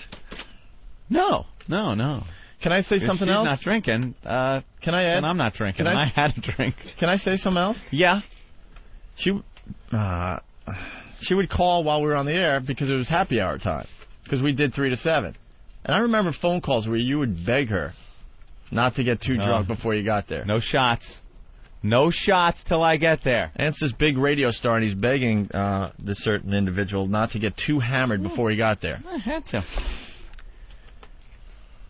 Christine Blakesley, 54, was bitching about the parking ticket he'd received several weeks earlier. He said his wife of 29 years would not drop the matter, so he decided to get in his truck and leave. It's a pretty rational thing for a guy to do, leave the situation. Christine Blakesley, the wife, followed him, climbed up on the running board. He drove the truck in reverse, causing his wife to fall. Now, under normal circumstances, that would be a waker-upper right there. You'd go, holy jeez, she just fell off the running board. Things got out of hand. Let me see if she's okay. She was ragging me and stuff. Things got out of hand. Now, this should pretty much take care of the problem. He's quoted as saying, I stopped the truck and looked out in front of me. Picture this scene. Blakesley said in his statement, my wife was there in the headlights. She was kneeling with her hands in front of her. Small pause. I stepped on the gas.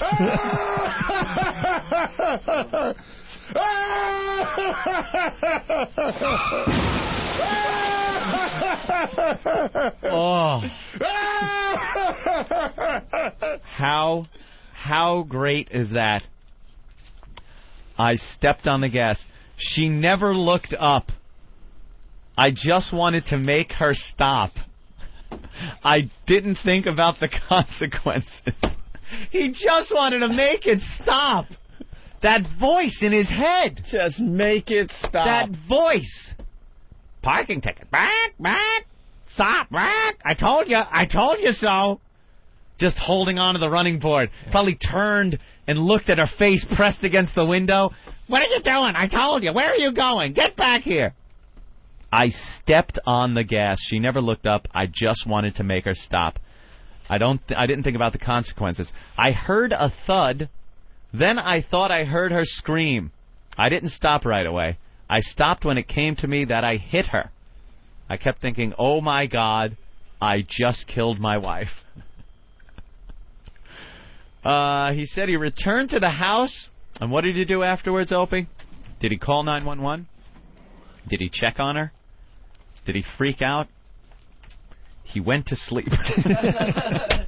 He finally could sleep. It was finally quiet. First night of peaceful sleep. And I'll tell you another... Wait, she's like just dead in the driveway? She's dead in the driveway. And he's like... He's snoozing away. Let me tell you another treat that some guys have to go through. I gotta go to sleep, but there's a fight going on. You're in bed. You have to get up for work. You're in bed. Is this a real story? Trying or to sleep. Something that you've heard? Let's just say I might be familiar with this certain situation. All right, I'm going to go sit back over here for a while. There's been a drunken argument. You're trying to rationalize, but it's like rationalizing with a pumpkin or a porcupine or a cactus. You know, try to rationalize with it. It's not going to listen. So you finally decide it's time for bed. Yeah. It's time for bed. You got to sleep. My God, you got to sleep. It's 6 in the morning, and you're going to bed. Climb into bed.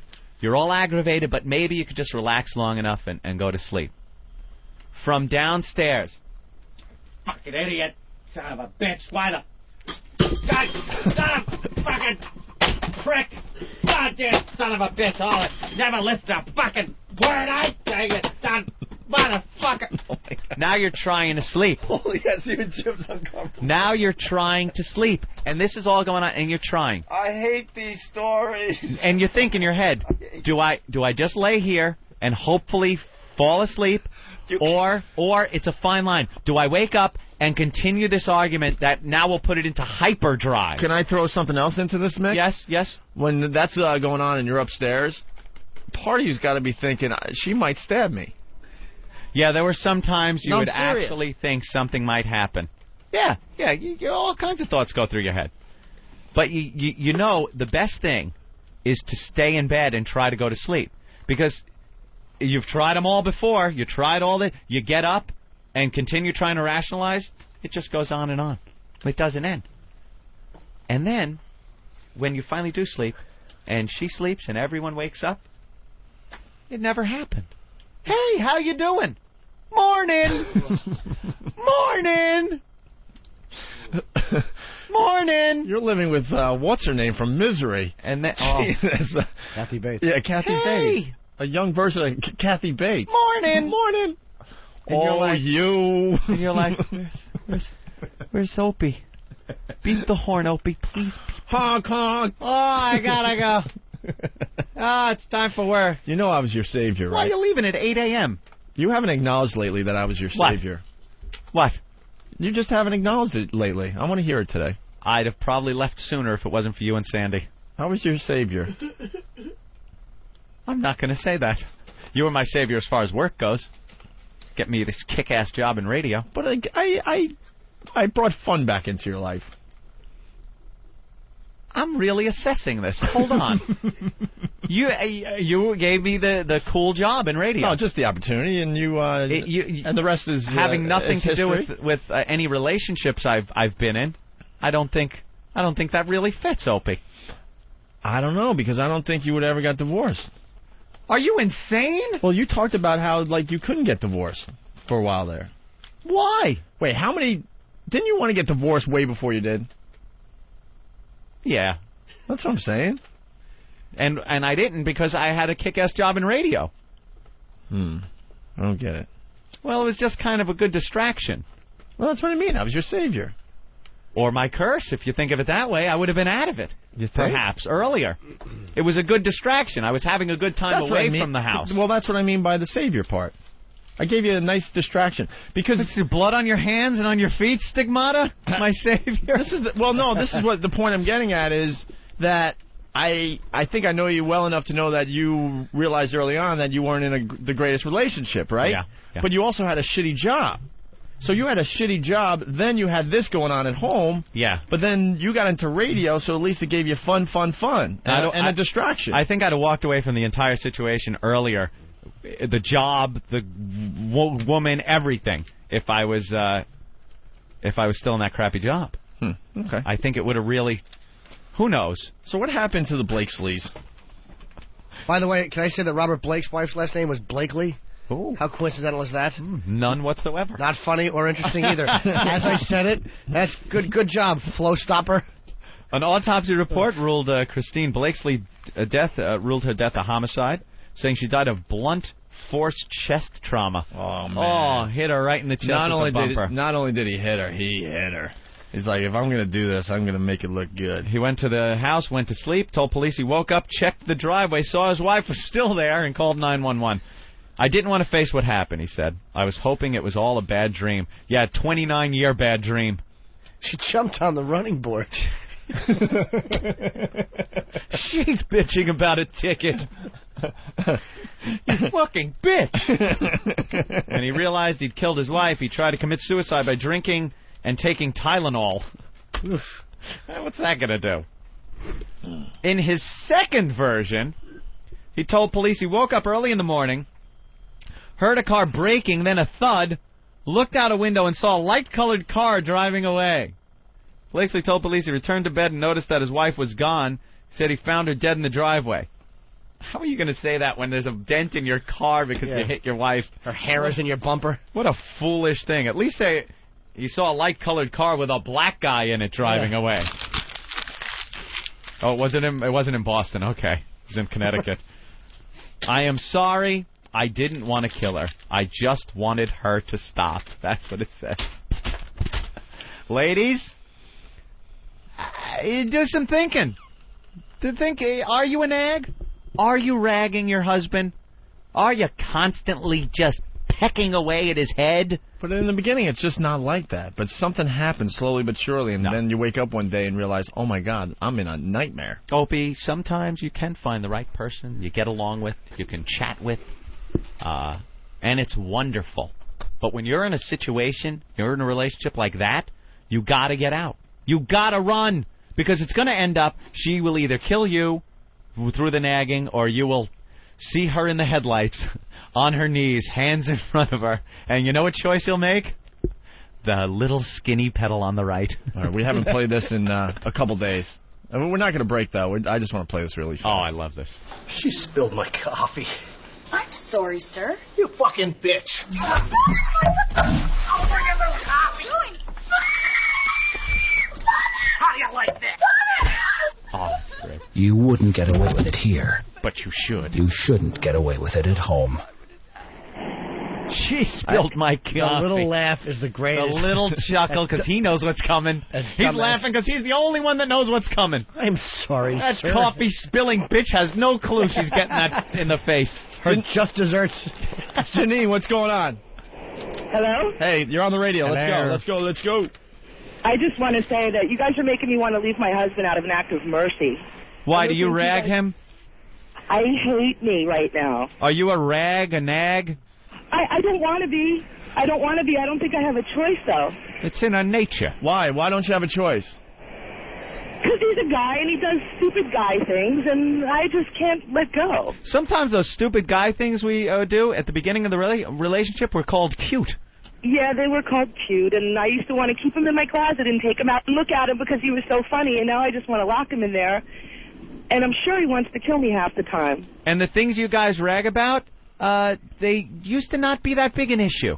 And then slowly they become this big issue that needs to be addressed on a minutely basis. Your clothes are on the floor. I suck. They totally suck, and on Halloween, I was jumping up and down yelling because he refused to put on his mask. I'm a dick. See, those are things. If you don't want to put on a mask, he don't put on a mask. You know what I used to get ragged at all the time at weddings? Come on, let's dance. Let's get up and dance. And I'm like, I don't want to dance. I want to sit here. I want to finish my drink. And I just want to sit here and watch everyone else dance because they look like drunken buffoons. Yep. Get up and dance. Why don't you have a dance? And then the arm pull where you got to hold on to your seat. Now it's assault. I don't want to dance. And it just rag. Pick. Stop it. Oh, my God. I'm getting uncomfortable. I'm sorry. I hate these flashbacks. I just hate this is the only time. Poor guy doesn't want to put his mask on and you're yelling at him. Yelling at him. What kind of mask was it? What kind of mask? It was a stupid burglar mask. It was the only thing I could get him to wear because it was cheap and easy. But he's a musician, and I try to do everything for him. So then when it's my time, I have to insist that it goes my way, and I'm just an asshole. What kind of burglar mask? Like one around the eyes or one around the mouth? Ridiculous. Like a hamburglar? I think every marriage should end after 7 years. Think 7 years? 7 years. That's it. I think there should be an option. Like you go a few years and you have an option to re-up your marriage license. You got to get it. You know, it could expire. You laugh, and but if it's both not parties, a bad idea. If both parties are in agreement, you re-up your marriage license for another couple of years. Instead of like signing that marriage certificate and now you're stuck for life because all the women get all the money and stuff when you do finally divorce. You can't get a lifetime fishing license. Right. And that's for a fish. Right. But you could get a wife and it's a lifetime license that never expires. Well, I just who stays in one job for 40 years? No one. Exactly. Why do you have to stay with the same person for 40 years? You do. Because you said marriage in this day and age just doesn't make sense anymore. No. It just doesn't. Thanks to you guys, I'm going to drive away, and I'm never going to look back, and he'll hear it on the replay. And, honey, I'm sorry I'm doing this because I love you. Do you like sucking?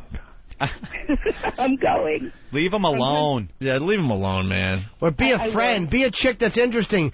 Do something like cup a fart and throw it in his face. He'll love you for that. Do something silly. There you go. I'll learn to gag more. Nice. Yeah, that's nice. We like when you gag just a little bit. You should have said, "Put the mask on, honey."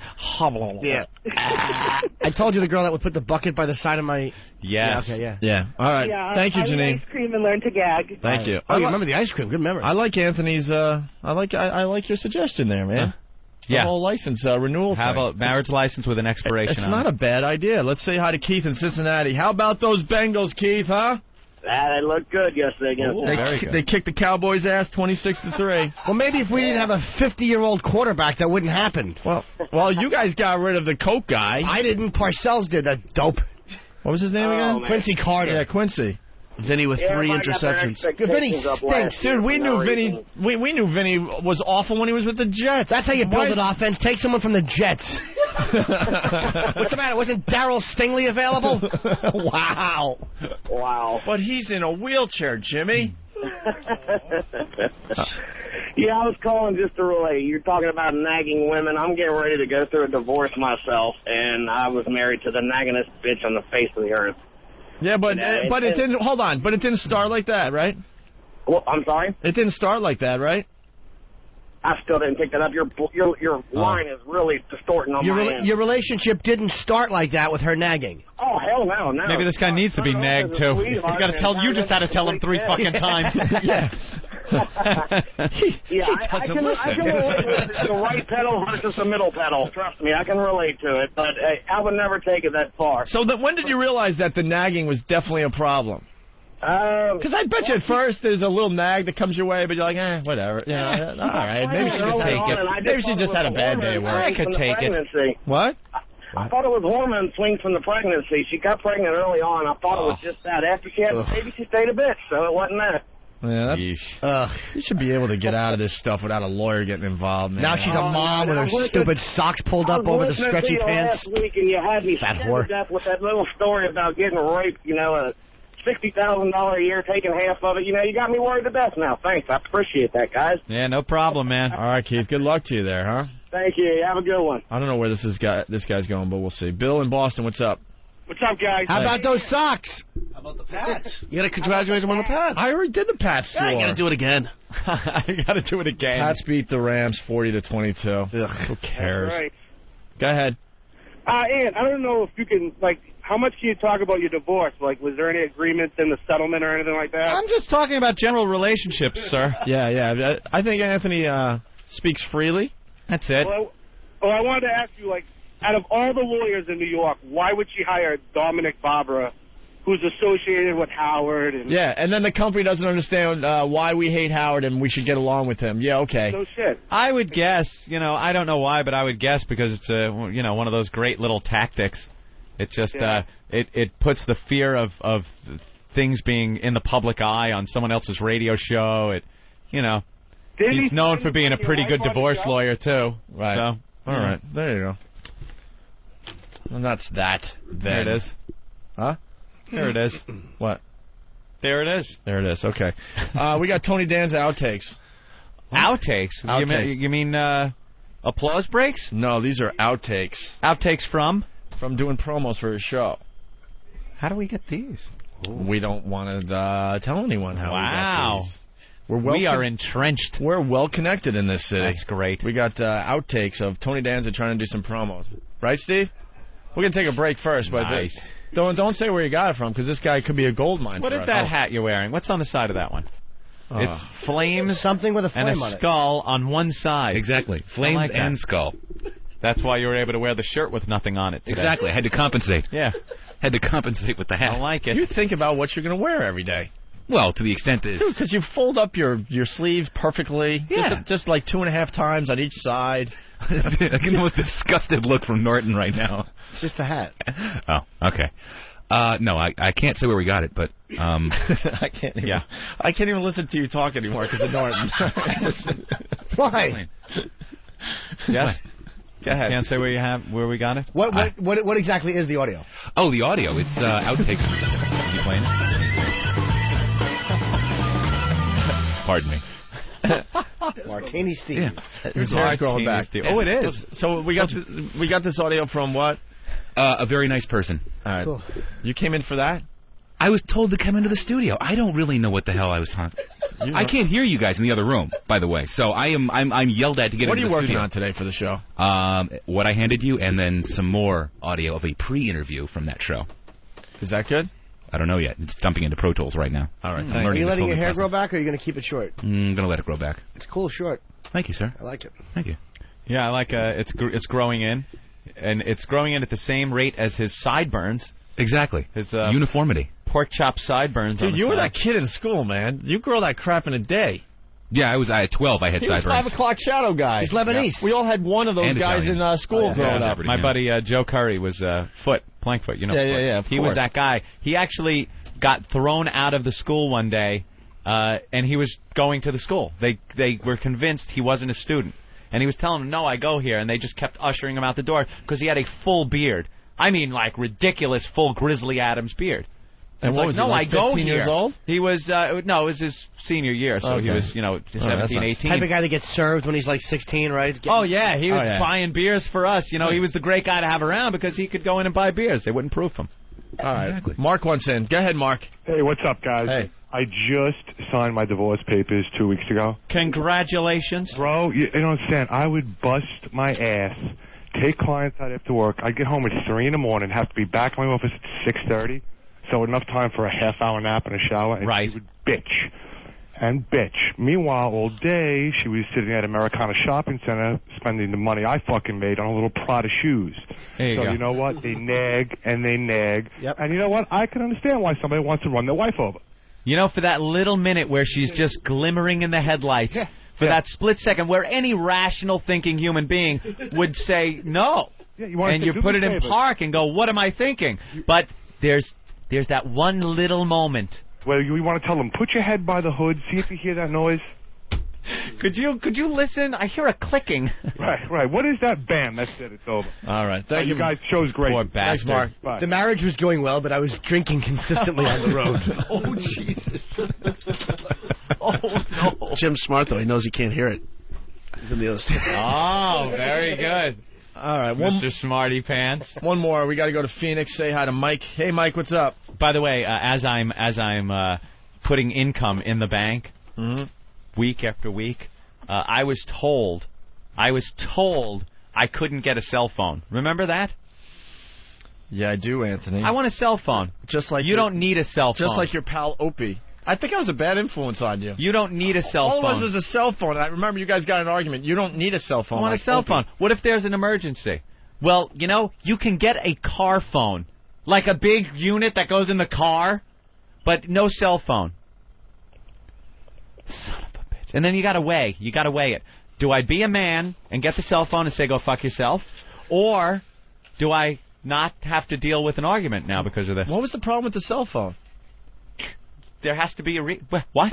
There has to be some rational reason? Wait a minute, Opie. Have you been listening?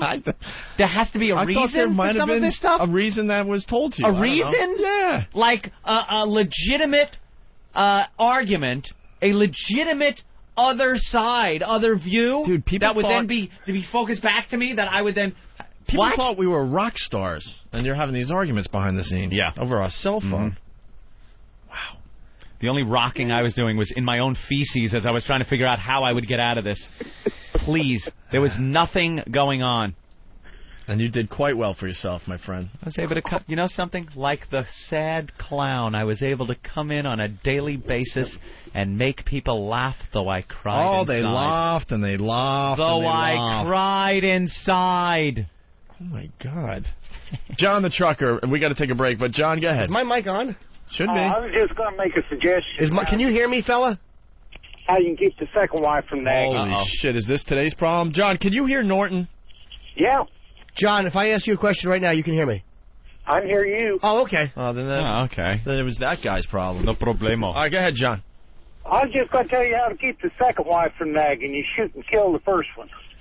I like it. Yeah, a little warning. And he's not kidding. Why would you even have a second wife? I could not imagine getting married the second time. Just I don't. met her. I just met her don't when happen. I was in prison.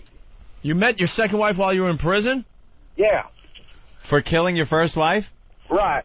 You really killed your first wife? I shot her with that bitch right through the fucking head. All right, hold on. We're not taking a break anytime soon. Now, Dude, he's a trucker. You got to believe him. Now, what were these circumstances? And how did you get out of jail? I was 15 to life. I got out in 15 years. I thought this guy was just a little cute little joke. How do you keep your second wife from nagging you? You killed the first one. You killed the first one. Ha, ha, ha, little joke. Thank you. And then, you're listening to the Opie and Anthony show. Dude, you got to tell us what happened. Give me the story. Yeah. What happened leading up to and after killing your wife? Yeah, let's back up here. What led up to it? What did she do to deserve this? Well, we was both doing acid. We was all fucked up. Oh, my God. We're talking to Charlie Manson. Kept nagging me. And I come home from work one day. I was all fucked up on acid. She started in, and I just blowed her fucking head off. She was ragging. Do you remember, hey, John, do you remember what she was nagging you about? Oh, she was nagging about my coming in late and shit. I got off work at 4 in the afternoon. I want to get home till like 11, 12 o'clock at night. What were you doing? You never spend no time with me. You never do this. You never do that. See, look at what it got her. You never spend time with me. How old a guy are you, John? Do what? How old are you? Right now, I'm 49.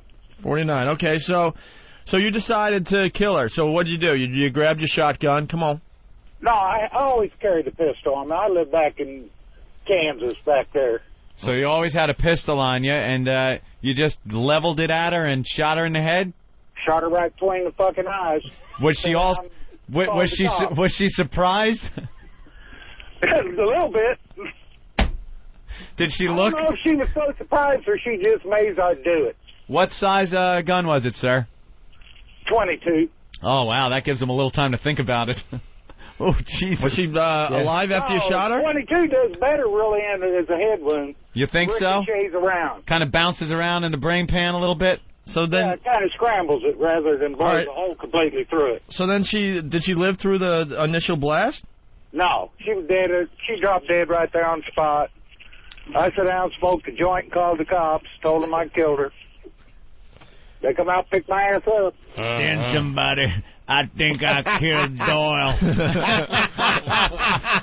Eating potatoes. That's what that buddy of mine said. He goes, that sounds like something out of that fucking Sling Blade. Poor little feller. All right, so then they arrested you, and you were convicted. And you only got 15 to life? 15 to life out of it. And how many years did you serve?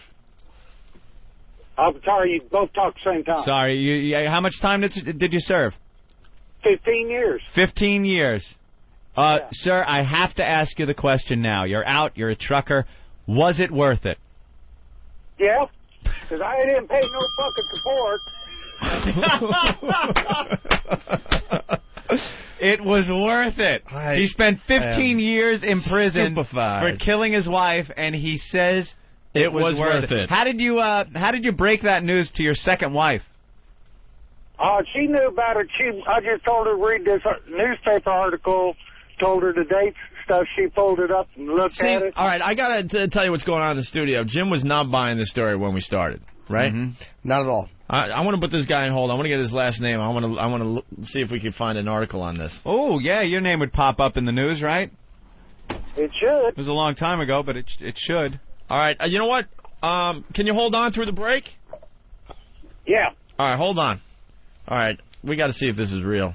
John the trucker killed his wife. Mm-hmm. Wait, we could ask him one other thing. Oh, give me John for a second. And then he did 15 years to life. So, John, your second wife started writing you in prison? Yeah, she started writing me when... I put my name in Easy Rider magazine. You know, that mail call. Right. Oh, my God. This guy... All right, we'll get the second part of your story next. So he had his name in Easy Rider. Easy Rider. And she started writing him in prison, and he gets out 15 years later, and they get married. Yeah.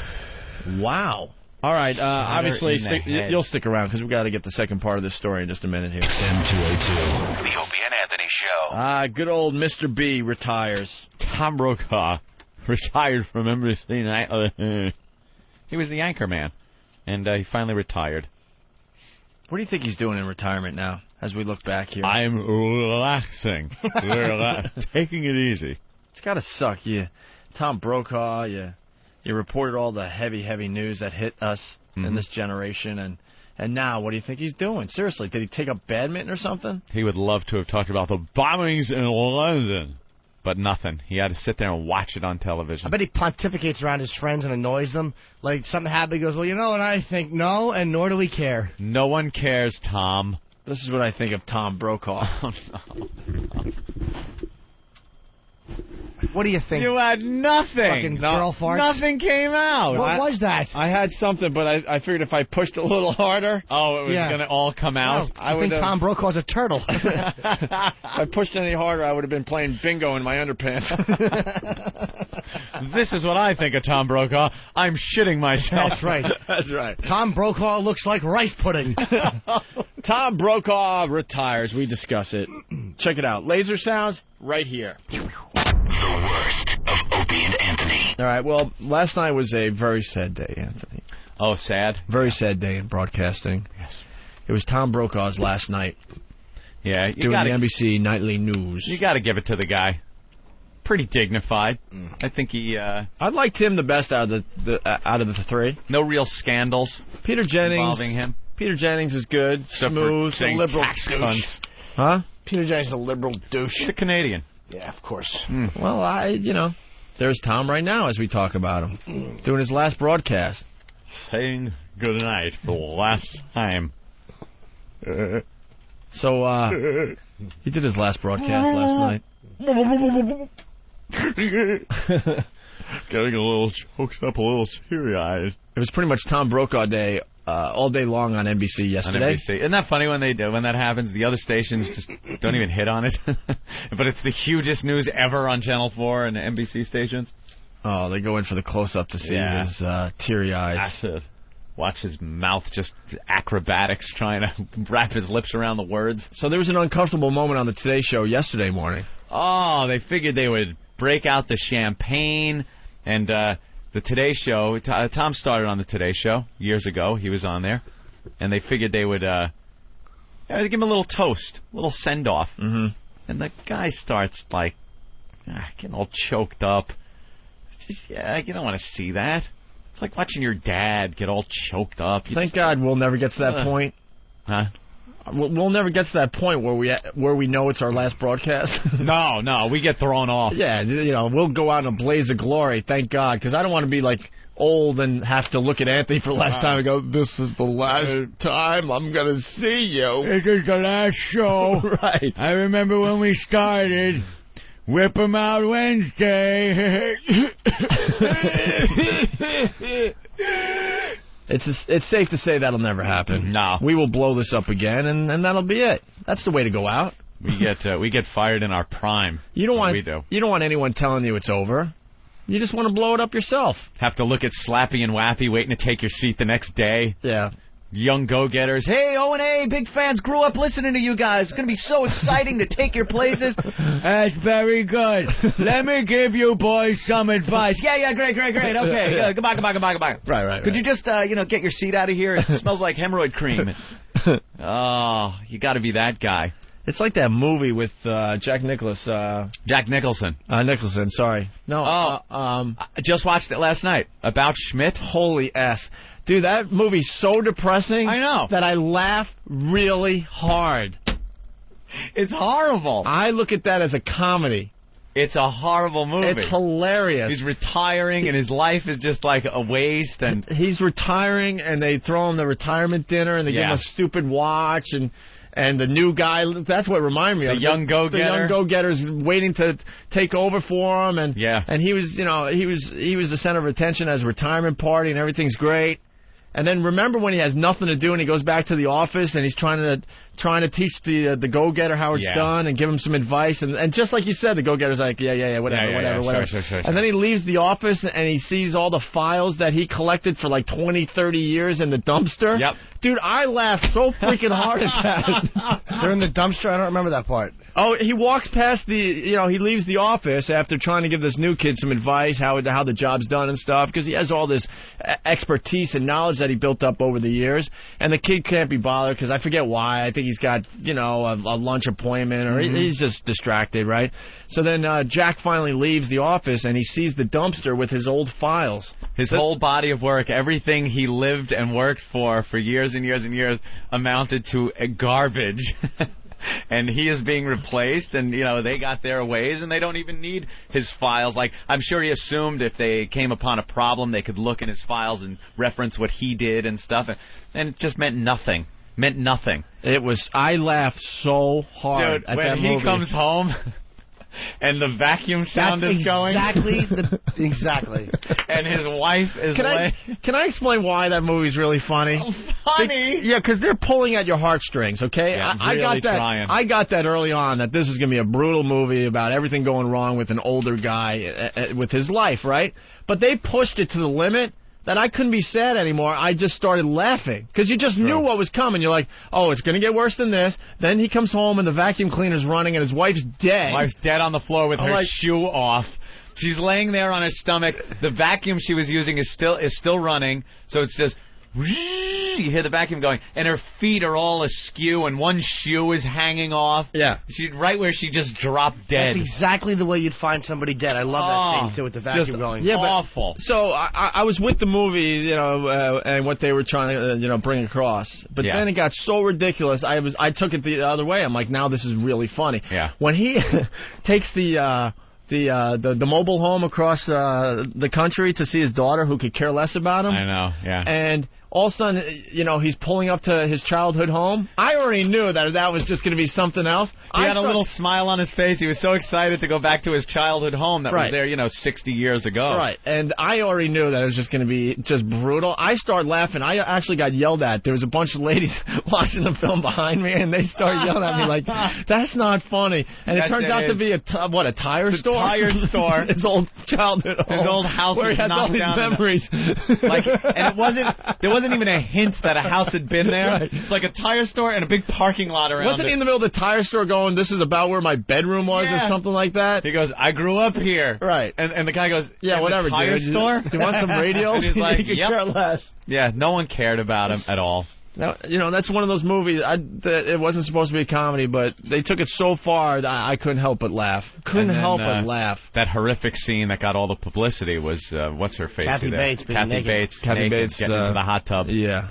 Ooh, wow. What a world of hurt. Yeah, that was a little rough. I think she's showing up tomorrow for cherry darts. I think Steve booked her. Did you like that movie, though? No, it was one of those movies that was just kind of on. And then I was looking over my shoulder as I was playing EverQuest 2 and kind of paying attention to it. And it just ends kind of... Yeah, I go to movies like Tuesday afternoons with the old ladies. That's what they do, I guess, on Tuesdays. And I was leaving the movie theater just going, man, that was a great comedy. I swear to God. It was a very depressing movie. It was depressing. I'll explain it. So then... walking out, and the old ladies are just pissed off. They're like, I thought that was supposed to be a comedy. And I'm saying to myself, it was for me. They thought it was supposed to be a comedy? Yeah, because I guess the coming attractions for that movie, they showed all the kind of funny moments. No, there were funny moments in the movie, and they strung those together, and we were talking about this yesterday, how they market movies in a weird way. And so they marketed that movie like it was kind of a dark comedy. Yeah. And it certainly wasn't. Well, I got it confused. Funny you say that. I got the movie confused with that other movie that came out with Jack Nicholson. Dude, I've been making that mistake my whole life. Every time I'm thinking of the actor or the golfer, I have to like consciously think of his name. What was the comedy he was just in? Don't tell me that awful one with him and the girl. That wasn't that bad. Yeah, it really wasn't scream that at bad. each other. They both see each other naked. With Kay Corleone, there. Not as good as it gets. With Diane Keaton. Diane Keaton. That wasn't that bad. I didn't see it, but I thought. Now, last night I thought that's what was on. I thought that was the movie. Oh, okay. So as I'm watching it, I'm waiting for the funny, and you know, there he is retiring, and his life is in the garbage, and his wife is dead on the floor. I'm like, wait, is this the movie with Diane Keaton? What's the name of that movie? As Good as It Gets? No, that's the Oscar winner. Something's Got to Give. Thank you. Something's Got to Derek. Give. Yeah, Something's Got to Give. Yeah, like that would happen in real life. He'd blow off the hot piece of ass for the old hag. No. I mean, no offense to the older ladies out there. That ain't happening ever. It ain't gonna happen. So, hi, Steve. What were we talking about? Oh, so Tom Brokaw. Oh, yes. His little send-off on the Today Show. And he got a little choked up. And it was kind of hard to watch. You got a little clip? Yeah, no, I was being handed a note. Yeah, so he was on the Today Show with everybody around him, giving him a send-off. Before his last broadcast, by the way. We'll leave you now with Tom Brokaw's goodbye. He stopped by the Today Show this morning, and Katie, Matt, and the gang toasted Tom. Very special. It's from a song, but nobody does it better, and no one ever has, Tom. Well, it's very sweet. It's been a great privilege. Thank you. Cheers. Cheers. Cheers. Congratulations and all of that. That's just awful. Who wants to see that? He really cried. I thought he just stopped himself. Oh, no, he couldn't even talk. He was so choked up.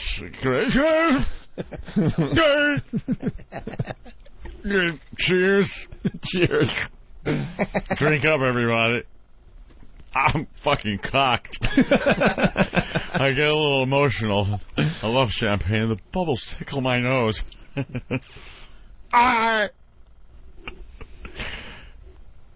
Guys, can I have one more week, please? I don't want to go. It's like Jack Nicholson. I mean Nicholas. I mean, in that movie. It's like seeing your dad cry. You don't want to see your dad cry. You never want to see ever. that. Oh, you never want to see that. Oh. Yeah. Tom Brokaw, NBC Nightly. So then we got his final words on... yes, here it is. His NBC Nightly News. This was his send-off. Yes. Last night. Well, the time is here. We've been through a lot together, through dark days and nights and seasons of hope and joy. Whatever the story, I had only one objective, to get it right. When I failed, it was personally painful, and there was no greater urgency than course correction. On those occasions, I was grateful for your forbearance and always mindful that your patience and attention didn't come with a lifetime warranty. I was not alone here, of course.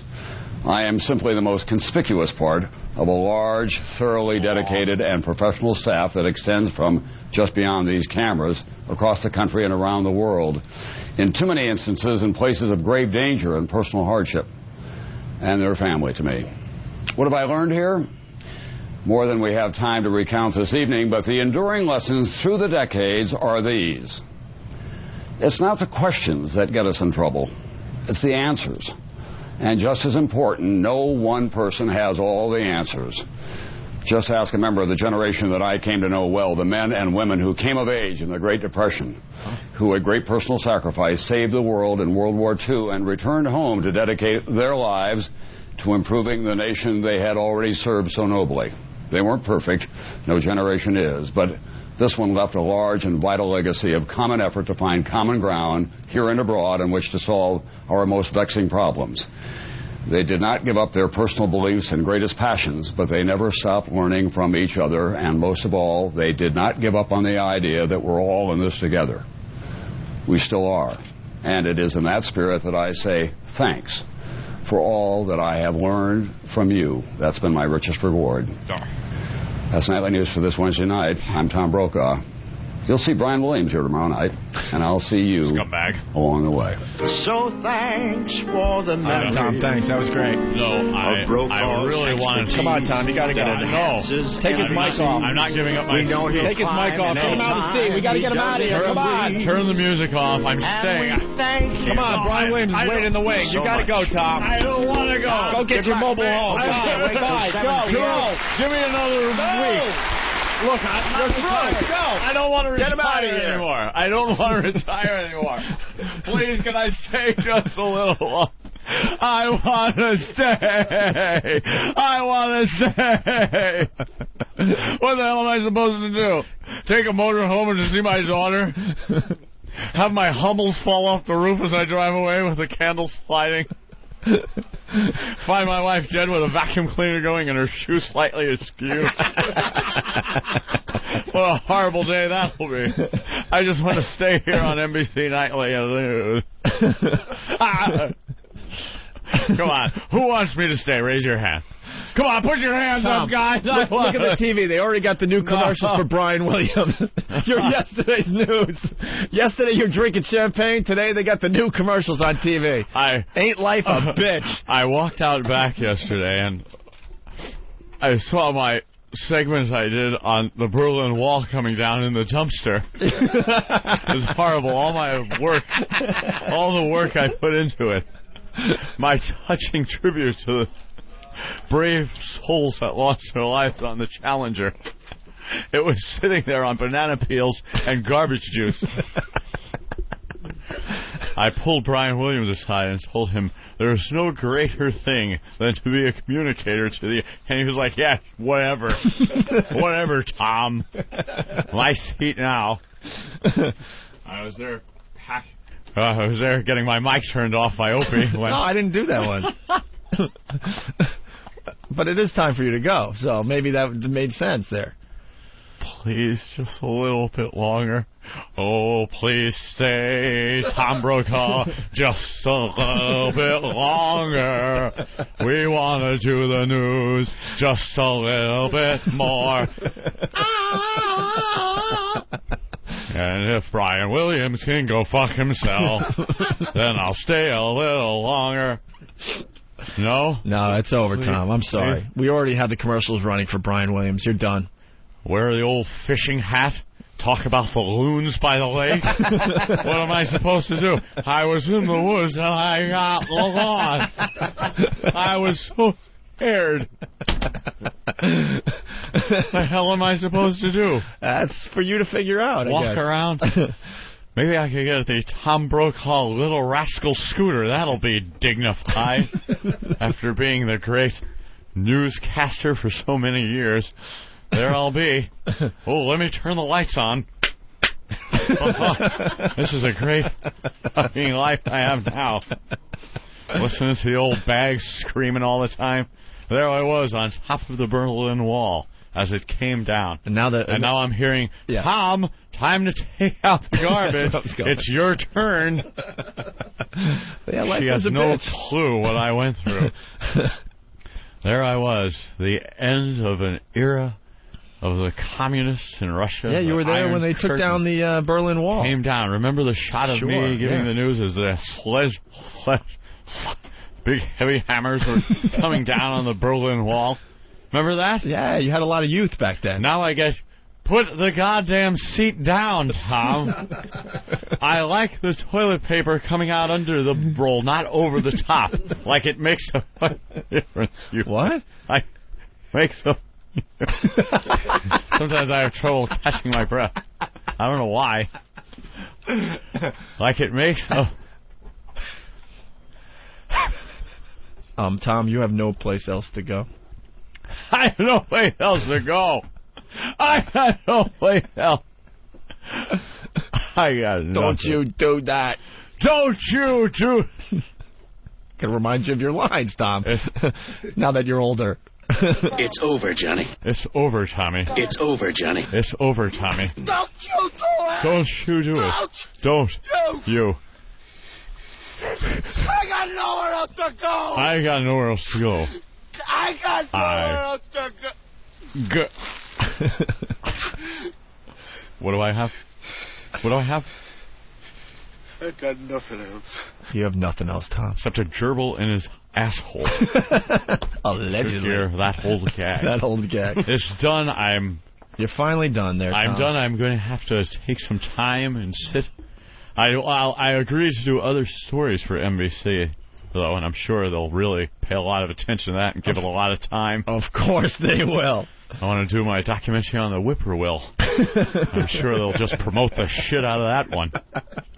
Opie and Anthony get more promotion on XM than I will get on NBC News. Tom, you sound a little woozy today. Were you celebrating last night? Sharing some champagne with Katie Couric. Yeah, sounds like you overindulged last night after the last broadcast. Actually, I was hanging out at a downtown Manhattan bar with your own Ben Sparks. Oh, that's why Ben's not here. Yes, we were tying one on, and I had a little bit of bad... Sushi? I had a little bit of bad... You know, Tom, there's one thing I want to ask you. You know, you don't have to answer to anyone anymore, and you seem a little woozy. This is true. How do you really feel, just in general? Well, I might as well put a bullet in my head. I'd rather be on NBC Nightly News, but I was pushed out. I actually didn't retire. At least I don't have to leave in disgrace like Well, how do you feel about your colleagues? How do you feel about Katie Couric? Katie Couric? Yeah. Her best segment was when they were snaking a tube up her ass live on television for her her asshole checkup. It was lovely. They really showed her best side. You thought that was pretty ridiculous, right? Yeah, that was kind of ridiculous. I would never do that. What about Matt Lauer? You don't have to hold back anymore. Matt Lauer. Yeah. Matt Lauer. Lauer. 2 words. Faggot. That's what I think about it. Hey, you can say that now. I liked the colored guy when he was a little more rotund. Yeah? Yeah, what the hell's his name? Al Roker? Al Roker. Al Roker. You liked him you like the fat version of Al Roker? I like the fat, jolly Al Roker. The skinnier he gets, the more threatening he gets to me. I don't know why that is. I like the hey version a little better. Like I would walk up to him and go, hey, and he'd go, All right, well, I want to wish you luck there, Tom. Thank you. Like I'm really talking to Tom. Here I am, now signing off.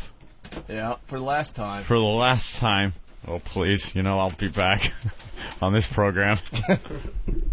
Half the impressions died. Do you think I'm going to let this one go? Yeah, exactly. Not for a second. All right, Tom. Do a whole retrospective and listen to me say words like Achilles Lauro. Achilles Lauro. A what? Where they threw poor Leon Singapore. Achilles Lauro. This terrorist Abu Abba throwing up on the deck of the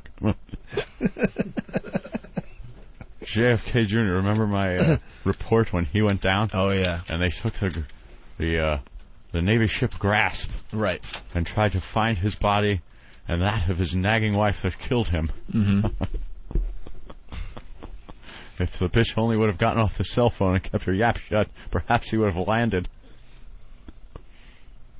Oh, don't mind me, I'm just watching television. Tom? Yes, I was a little woozy again. It's time. Nodding off, I've been up late. It's time for your final words. You know what they have to be.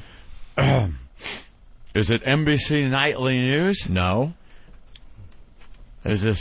It's the last words... Is this Courage? It's the last words Anthony and I and Jim Norton said. Is it What's the Frequency, Kenneth? When we got canceled. I'll laugh. Beat the shit out of that idiot. At WNEW. You do know what you have to say. Yes, I do. Tom Brokaw, your mom's box. Your mom's box. Your mom's box. Your mom's box. I wish we had the Hulk walking away music as you said that. That would be nice, but... We're here at St. Pat's and we're doing the balloon knot. No? No. Can't use that line? Where the hell is that? I know it's here somewhere.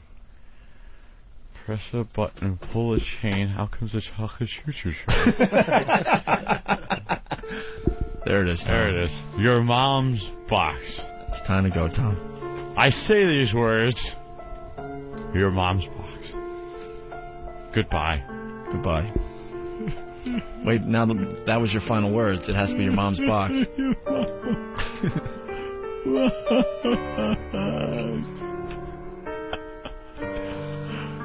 Okay, goodbye. All right, bye. Your mom's box. No, your mom's box. Your mom's box. Say goodbye, then your mom's box. Your mom's box, goodbye. No, the other way. Who's on first? Your final words have to be your mom's box. Your mom's box. NBC Nightly News. Wicked ass. All right. Tune in tomorrow when some young fuck will be in my seat. That's right. Your mom's box. All right. Bye, Tom. Nightly News. All right. Thank you. Your mom's box. All right. Bye. XM202. The Opie and Anthony Show. Oh, God. Psycho Mark. Used to work for the show. Yep. He got fired during one of our Sex for Sam things. Right. Needless to say, he's not working for the show anymore. I don't know what he's up to. We really need to get him back on the show. Last I heard, he was working at Fox News, but now I hear no. I hear that he's been fired from a few jobs now. Since then? I think he lost his radio gig too. I'm not positive, yeah. but Well, it's needless to say, he's unemployed. But Needless to say, what was the radio gig? that he had? I honestly didn't know. Alan Combs, he was helping out? Needless to say. Needless to say? That's what he says like 800 times during the interview. Needless to say? Needless to say. Needless to say. And don't say it. This was one of the funniest things that happened to us after we got fired. Gave us a few chuckles in our chuckleless life back then. Watching Psycho Mark be an expert on the Opie and Anthony situation. Yeah, in a suit that they lent him. I didn't have many laughs when we were on hiatus, whatever you want to call it, but I would pop up this video from time to time and just laugh like an idiot. I really would. Ben would call me. I'd be in the middle of America somewhere. He goes, dude, have you watched the video lately? I'm like, no. Watch a moron handle a news interview. But this was the day we finally got to play the interview on the show and comment, and it's pretty funny, so check it out. It's the worst. Opie and Anthony. We have to go backwards a little bit, but I forgot that we've never talked about this on the show. Oh, the Psycho Mark. In our time off, though, we've been quoting lines from this thing over and over again to each other. Ben thinks it's the funniest thing ever. Oh, of course. That was ever on TV. And if you know Psycho Mark, unfortunately for the new listeners, they don't know who Psycho Mark Where is is yet. Psycho Mark these days? He's being very responsible as he works for Fox. Is he still at Fox? Yes. What does he do there? Where's Ben?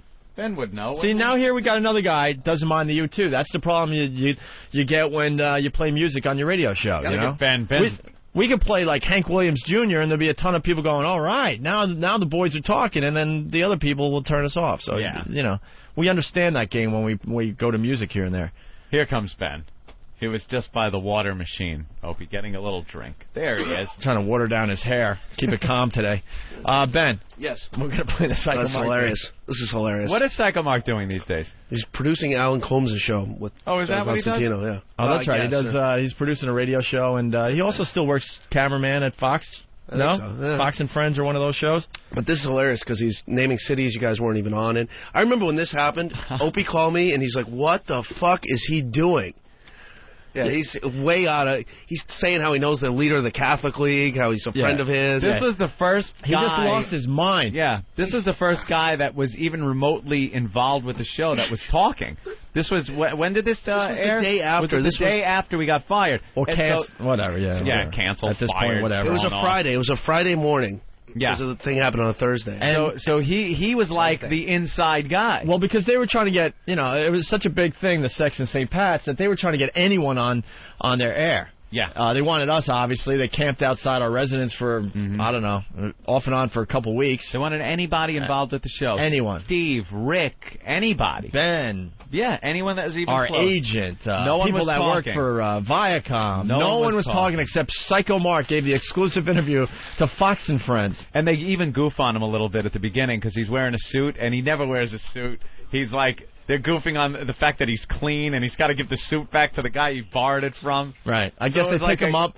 He was a regular employee. He would help us out, but he also worked for Fox and Friends. So he was like just a regular scumbag over at Fox and Friends. But he had the exclusive on the biggest story of the day. Yeah. So they treat him like a superstar. They made sure he had a suit. I think they even got him a limo that day to bring him to work. Brushed his hair and sat him down for the exclusive interview, the inside scoop on Opie and Anthony. Wonderful. This thing has made us laugh for the last 2 years. I don't know if you'll find it as funny as we do, but we'll stop it. You got to also remember, especially the new listeners, this guy is out of his freaking mind. Oh, yeah, that's why he's called Psycho Mark. But he was using his broadcast voice all of a sudden. Yeah. Because this was a very serious day. You ain't go for talking like this. Let me tell you how fucked up we were last night. Yeah, he'll talk about the coloreds in Boston with this really bad voice, and then... Yeah, the coloreds, they love keeping them in their own fucking area up there in Boston. And then he's like, hey, how are you doing, guys? Right. So I use the radio voice now. Here's the audio. We'll stop it.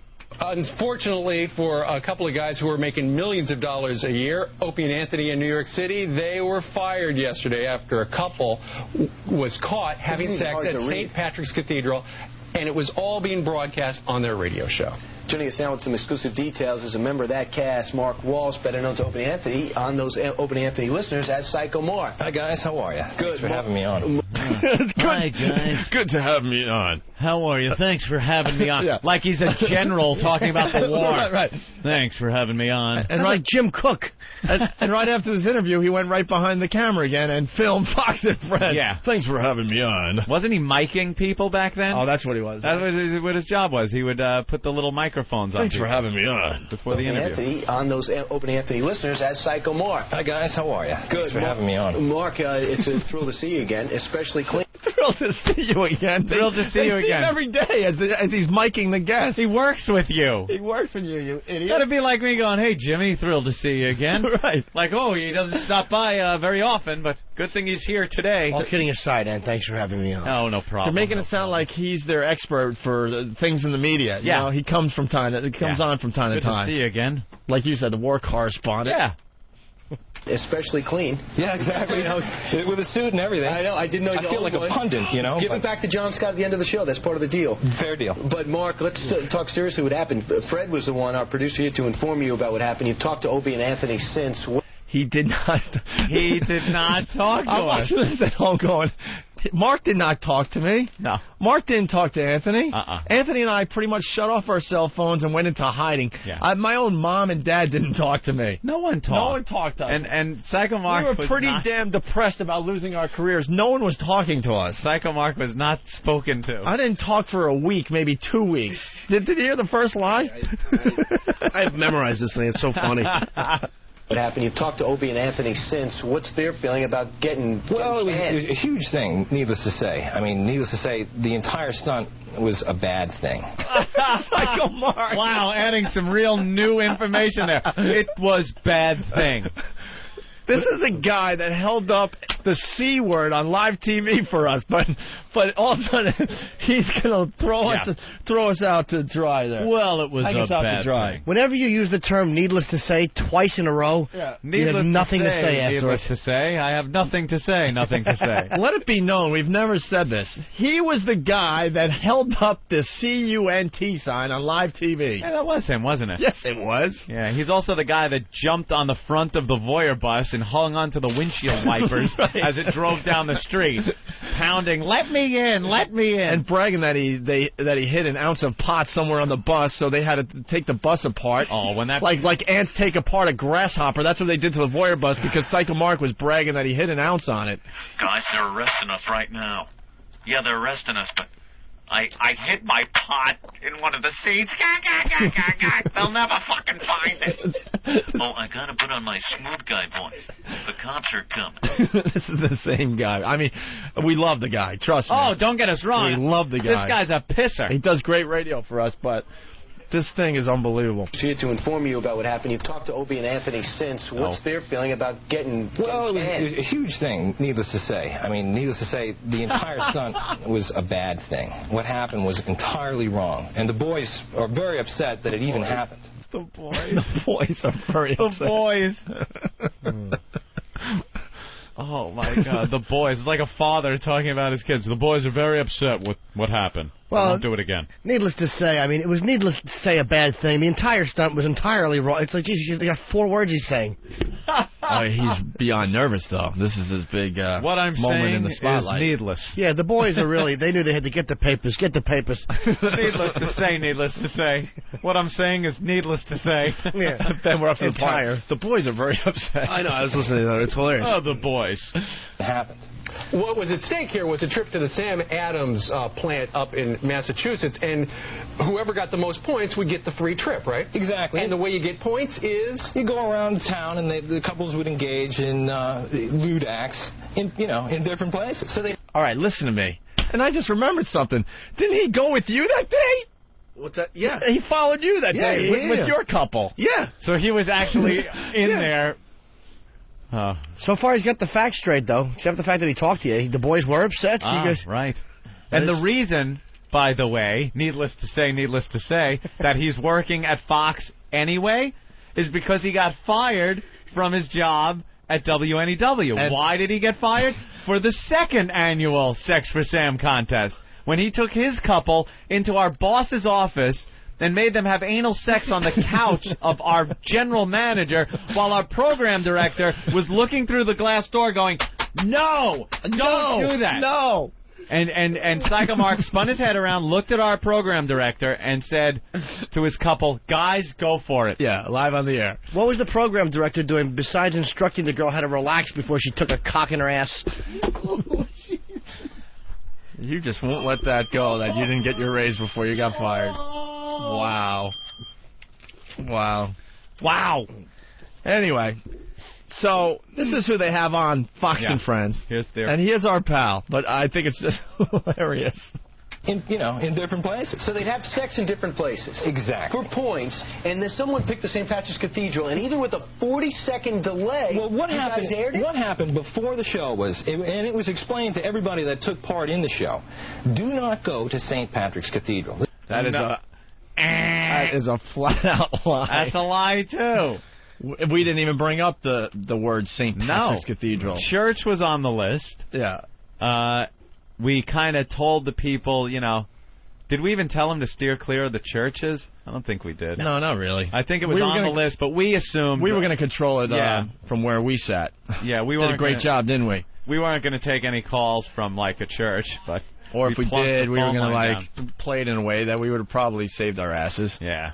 But when we plunked the phone line down and Paul Mercurio just said, we're here at St. Pat's and they're doing the balloon knot, it was kind of too late. No turning back. Could have punched the dump button, though. All right, Coulda, shoulda, woulda. Here's more Psycho Mark. Two of my favorite things are still coming up. Everybody that took part in the show, do not go to St. Patrick's Cathedral. This was told to all the participants before we even went on air that day, okay? Can I just jump in real quick? I mean, any church. There was 25 points that you could get for going into a church. Wouldn't you just think any church would blow people's most of the stuff that happens is it's radio. It's on air. It's a description. It's theater of the mind, so to speak. So to speak. He's an expert on radio. Radio, it's theater of the mind, so to speak. So you have a theater and a mind, neither of which I'm in possession of at this moment. What makes this funny, if you know Psycho Mark like we know... What a tool. I love it. I love it. How did you guys get Rod Serling to do an interview on your behalf? Pitiful portrait. Exactly. Of a dumped duo. Exactly. Submitted for your approval, Opie and Anthony. So to speak. In other words, those acts necessarily aren't really happening, but they are described as on the air. Now, wait a minute. Are what? You saying... Those acts aren't necessarily happening, but they are as described on the air. Described as on the air. Described as on the air. Yeah. I don't know what I'm talking about. Yeah. Bling, bling, bling. He's doing gymnastics with the English language. Exactly. What is he trying to say here? So to speak. In other words, those acts necessarily aren't really happening, but they are described as on the air. Now, wait a minute. Are you saying they didn't really have sex? Because the usher says the people were partially naked. I'm not going to get into the... If they wanted to do theater of the mind, they would have been in a car outside and said, we're inside the church, okay. Well, what happened was there's a fail-safe system on a show. There's a 40-second delay that they use. In other words, they have up to 10 times to dump out of the show within 40 seconds. So if something gets aired that's inappropriate, there's an opportunity to take it off the show. So why didn't they dump it? Well, that's what happened. There's a whole chain of command, the system that works with the program director and the general manager. Both suspended. Well, they both have boxes in their office and are able to dump out of the show at any time. Now, they should have been on the post that afternoon monitoring the show. Now, these guys, it's Opie and Anthony. You know, you're not talking about, you don't go to them for news, weather, This is sports. not Paul Harvey. Exactly. You don't tune into Fox for dirty jokes. He almost said dick They're jokes. shock jocks. Right. So you got to stay on top of them all the time. So you got to stay on top. You got to stay on top Mark, of we them. spent half our time staying on top of you, you idiot. Oh, God. How he is portraying himself in this is really funny. He's coming off like he's the responsible guy. The voice of reason. Yeah, a gentleman. The voice of reason. And I'm sitting here in my suit, criticizing. Man. Exactly. You don't tune into Fox for dirty jokes. They're shock jocks. Right. So you got to stay on top of them all the time. So yesterday they got fired. The general manager and the program director have been suspended. Are they going to get canned too? Most likely. And what happened is the formats will probably change at the station. You'll probably see a switch probably to light music. Gotcha. You're light kidding FM. me. So they're going to lose all that talk and that dramatic switch that No Karmazon made happen. Well, they're on several markets as well. They're number one in Philly. They're number one in They're number 1 in Buffalo. They're number 1 in Cleveland. Where do they? Detroit. Detroit. That's the only thing he's got wrong so far, really. Yeah. His facts are right. They did go to what a good call. Yeah, well, he kind of knew that. They were going to Light FM. I mean, after the thing that Blink didn't work, they went right to Light FM. He's right. And we were on in Detroit. They're number 1 in Buffalo. They're number 1 in Cleveland. Where do they? Detroit. Let me think of another city. Did Detroit. they move to another station and do their show from there? Because they were fired from Boston, were Exactly. they not? They were also fired. Doing something. But you know what? I spoke to them last night. Death. Is that correct, Mark? Yes, for the mayor's death. Yeah, they may believe the mayor died. But this is Opie and Anthony. I mean, these guys, they said the mayor was dead on April Fool's Day. I mean, come on. Who's going to really believe it? Ultimately, Everybody? this just Yeah, how many right. people know it's April 1st? Come on. Ultimately, though, this shows you how far afield shock jocks have gotten. I mean, it used to be just Howard Stern just talking quasi-dirty, but now we're having sex Quasi-dirty? in a church. The Catholic League, with 350 members, now says, you know what, since they got canned, we're not going to push for WNEW to lose their license. Says, when does the Catholic League have 350 members? Yeah. Think he's off? A little bit. I didn't hear that, actually. Yeah. The Catholic League with its 350 members. Now it says, you know what, since they got canned, we're not going to push for WNEW to lose their license. So they're stepping away from it. Which is a fair shot, and they had every right to be mad. I mean, Bill Donahue's a good guy, and he had every right to be upset. He's not a good guy. Oh. What an ass. He's never talked to Bill Donahue. Yeah, he did. He had him on the Fox show once, and he put a microphone on him. That's what Mark did. He told me. He goes, I had Bill Donahue sitting in the chair, and I clipped the little clip-on microphone on him and turned on the little battery pack, and that was it. But he's not a good guy. He's an arrogant demagogue and a douche. Wants to push his morality on everybody. Yeah, well, you know, I sat down and spoke with him. And he's a good guy. Yeah. Could you say check 1, 2? Thank you. That's the extent of our conversation. Highest asshole he is. I mean, Bill Donahue's a good guy, and he had every right to be upset. Real quickly, did they ever talk about Opie and Anthony? Did they ever sit there and say, well, maybe this is going over the line, or was it just like, hey, let's push the envelope? With that show, it happened so fast. In other words, it made the air, and it's like, you know, you stepped in crap. Oh, God. You know, what do? You're in it. And it was too late. Can we bleep that out? It was all right. Mark, my last question to you, are they going to sue to get their jobs back? Because this is what they do. They might have a lawyer that... Chances are they're in negotiations right now with another company, and we'll probably see them back on the air shortly. So they'll take millions of dollars from CBS for leaving and go get another job someplace else. Most likely that's exactly what's going to happen. All right, Mark Walsh, thanks very much for giving us the exclusive details on the morning show. Robin. All right, thanks very much. He's got to do a house impression. He's such an ass. That was the best part. He goes, I know for a fact they're negotiating with another company. I'm sitting home going, really? Really? We're negotiating, huh? Why don't you tell us who that is? It only took 2 years and 3 months to get back on the radio. Yeah, Mark. that's all. We're negotiating a day after being canceled. That's most likely what'll happen in the Twilight Zone. Really? Bob Eatman is currently on the right wing of an aircraft. My brother's on the wing. You've got to open the door. We just find that very funny because we know the guy. He was definitely trying to help us out, you know. Yeah. No, Mark is trying to help himself out. Mark loves attention. And when they said, hey, why don't you come on and talk about O&A? You think he was going to say, well, I really don't have that much information, or get me the suit and turn on the camera. Get me the suit, get me the ride. And I'm in. Exactly. All right. Needless to say, the entire thing was entirely exactly. You don't know what you're talking about. Exactly. My entire interview was needless to say. Entirely. Exactly. Let me say exactly entirely. Bill Donahue's a good guy. Ugh. You know, Hitler was really criticized. And no one really looks at all the good he did. Mussolini was a great oil painter. That's our old pal. We'll get him back on the air eventually. You know, he kept the trains on time. Exactly. You'd look at your watch and say, the train is supposed to come in at 9. Is it on time? Exactly. Exactly on time. Oh, really? Do I need a schedule? Or, needless to say, needless to have schedule. There's a platform full of frightened people, but needless to say, they'll all be hustled into the cars and moved along. He's too much.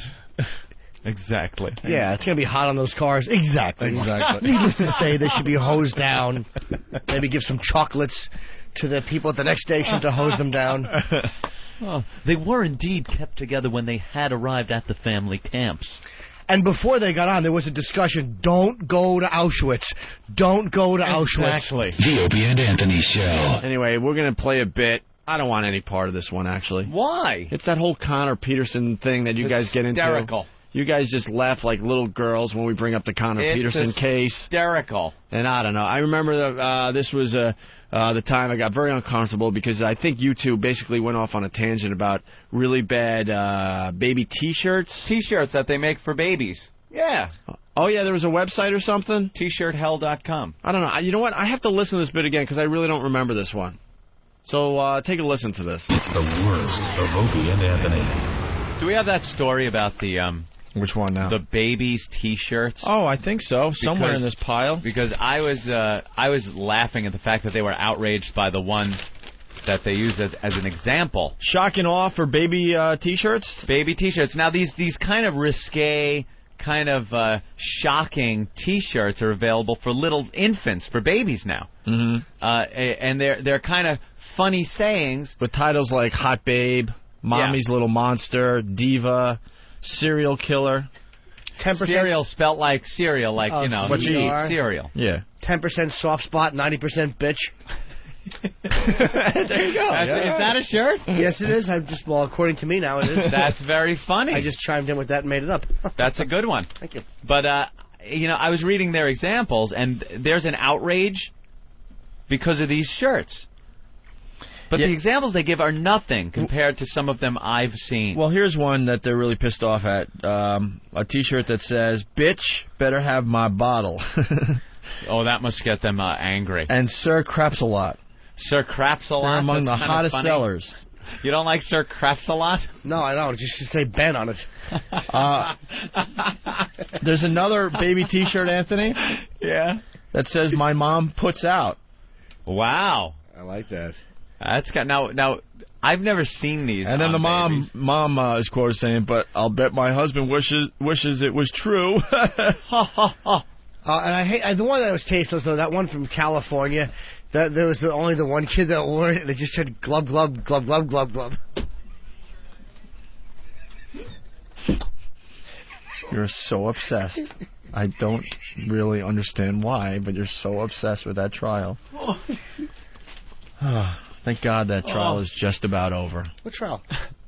Thank God it's just about over. And we can finally move on. Is that the little shirt? Yeah, it's a little shirt, and you can wash it as many times as you want, and it won't shrink because it's used to being in the water. Right.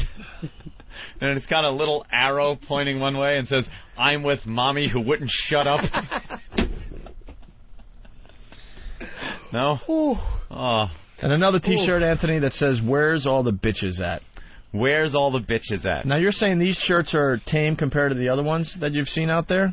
One of my favorite sites is tshirthell.com. Okay. You ever go there? No. Very funny T-shirts. And they have a whole baby section.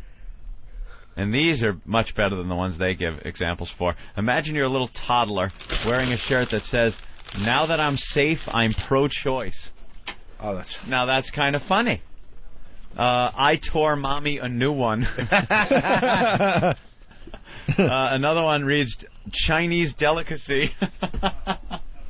Do they cook child? Did you get this one, Anthony? "Now that I'm safe, I'm pro-choice." Yes, that's the one I just read. Oh, I'm sorry. Well, because someone's distracted me. Oh, my God, that's hysterical. I have no idea. No wonder you can't remember who made the mess. What? Well, you guys don't understand. During the radio show, I'm taking my headphones off, turning microphones off, giving instructions, receiving communiques. This one's cool. Yeah. "I tore mommy a new one." All right, I heard that one, you ass. You're coming off as an insane person today. I know, but whose Rolaids are these? Rolaids in my studio. Tina, you know there. Get the suntan lotion. You know there are times during the show I'm taking my headphones off, turning microphones off, and trying to find other stuff to enhance some of these bits that we do. Right. So I got caught. I got caught napping on that one. I'm sorry. How about this one? Fuck the milk, where's the whiskey tits? There you go. You're a little toddler being... Yeah, that's a real one. Funny. You could buy it. Did you say the one... I pray you didn't. They shake me? No, I didn't say that. Right. How funny is that as a shirt for your little That's kid? a little crazy. Kid walking around with a They Shake Me t-shirt. Yeah. How about Daddy Drinks Because I Cry? Did you do that one? No, Okay. didn't do that one. I enjoy a good spanking. Playground Pimp. Daddy's milk is saltier than Mommy's? That is not a little wrong. T-shirt. This one has a big pot leaf on the front, and it's a little T-shirt for your baby, and it says Potty Head. You know, a little play on pothead. Potty Head. Did you read the one hung like a 5-year-old? That's very funny. Daddy's Lil Squirt, and it says L-I-L. It's spelled Lil. What about this one that just says broken condom? Oh, those are funny shirts. Oh, my IQ is higher than the president's.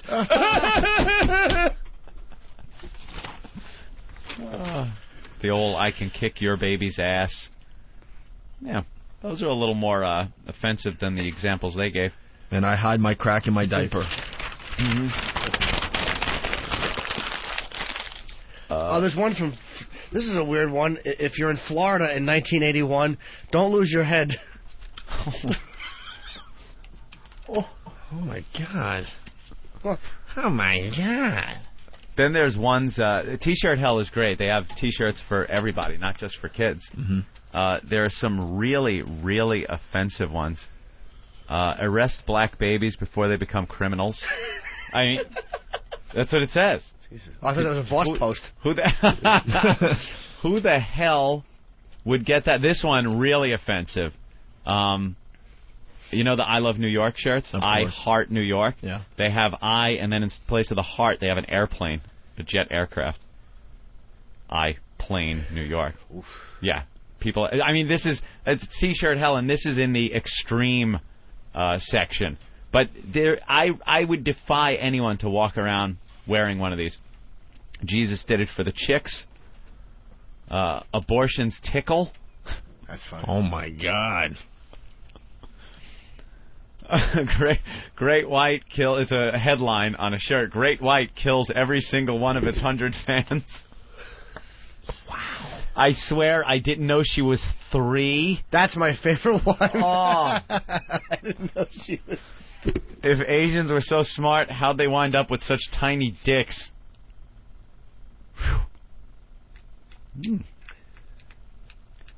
Help stop rape, consent. Nice. T-shirt hell. There you go. Oh, God, I can't even read that one. Why? I found one I can't even read. Really? Norton, read it. Where is it? It's right here. Norton will take pleasure in reading it, I guarantee. This one. No, it's not.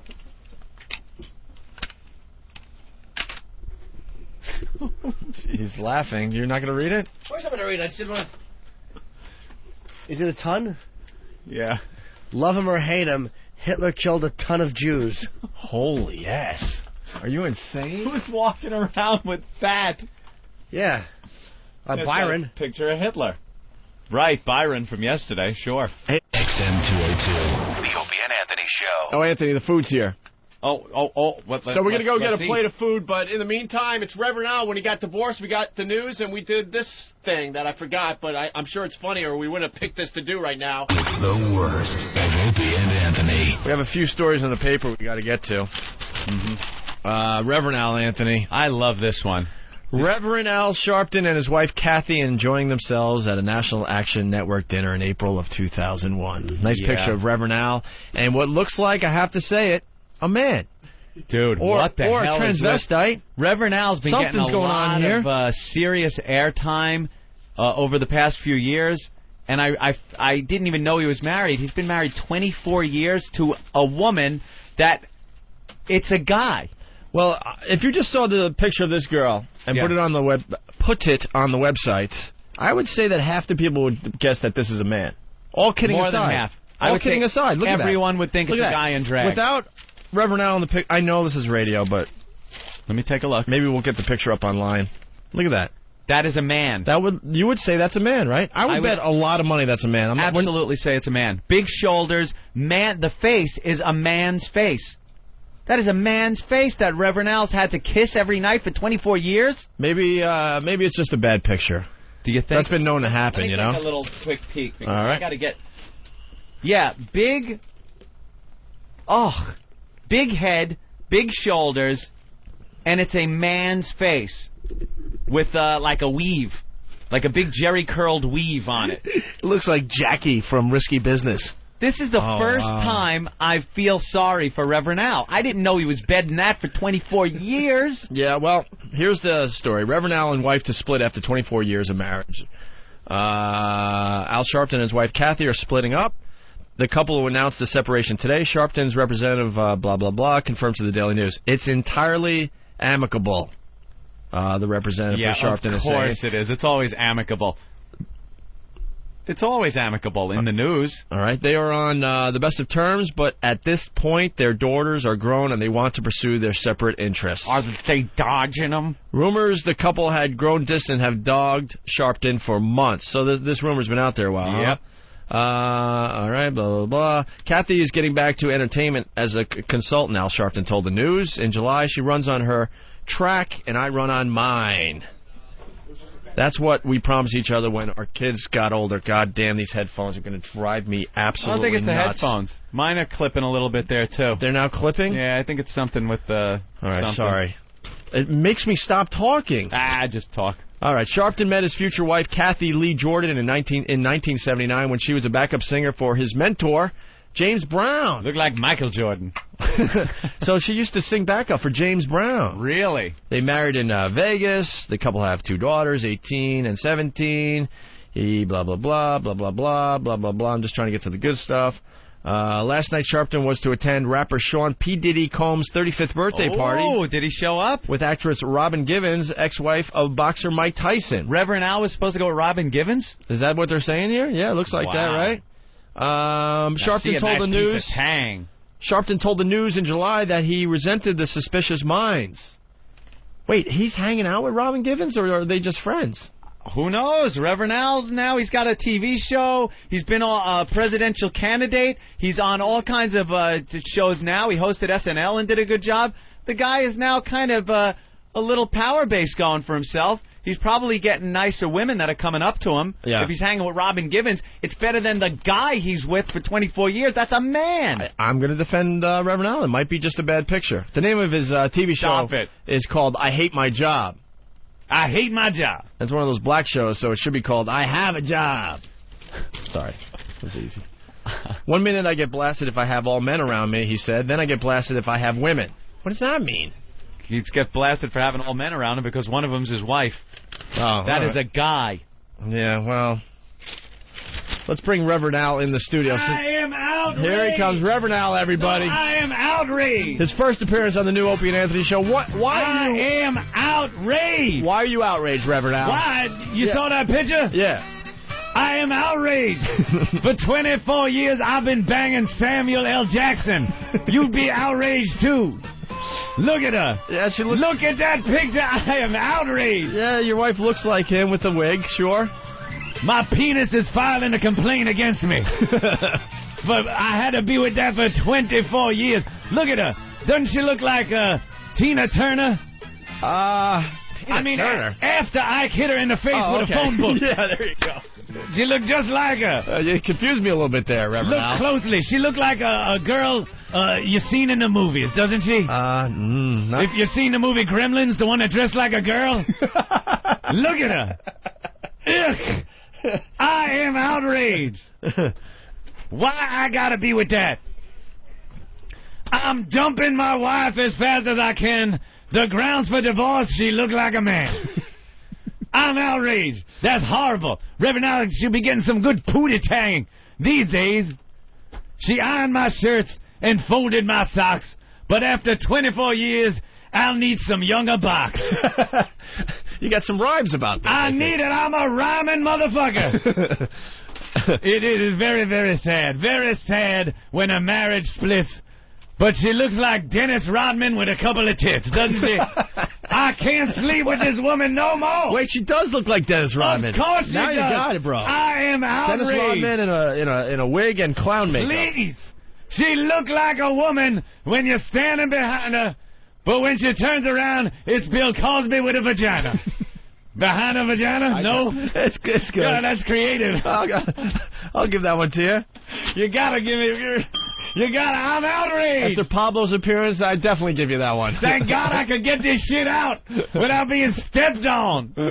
I am outraged. I'm rich and I'm famous. I got this show on TV.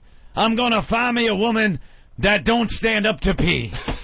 Did you see her? Yeah, I see her. That's the joke. She's a man. We got it, bro. You get it? These are all jokes about her being a man. She is a lovely woman. Yeah. A credit to our race. Yeah. But I gotta take Viagra just to look at her face. Now that's ugly. I am outraged. That's a good one. Thank you. I like that one. I am outraged. Yeah. You gotta find me a hot woman. Yeah. Because I can't bed down with that no more. She looked like the stuff that we rubbed on Tawana Brawley after we wrote the racial epithet on her chest. Remember that? What was it called? Oh yeah, shit. Absolutely.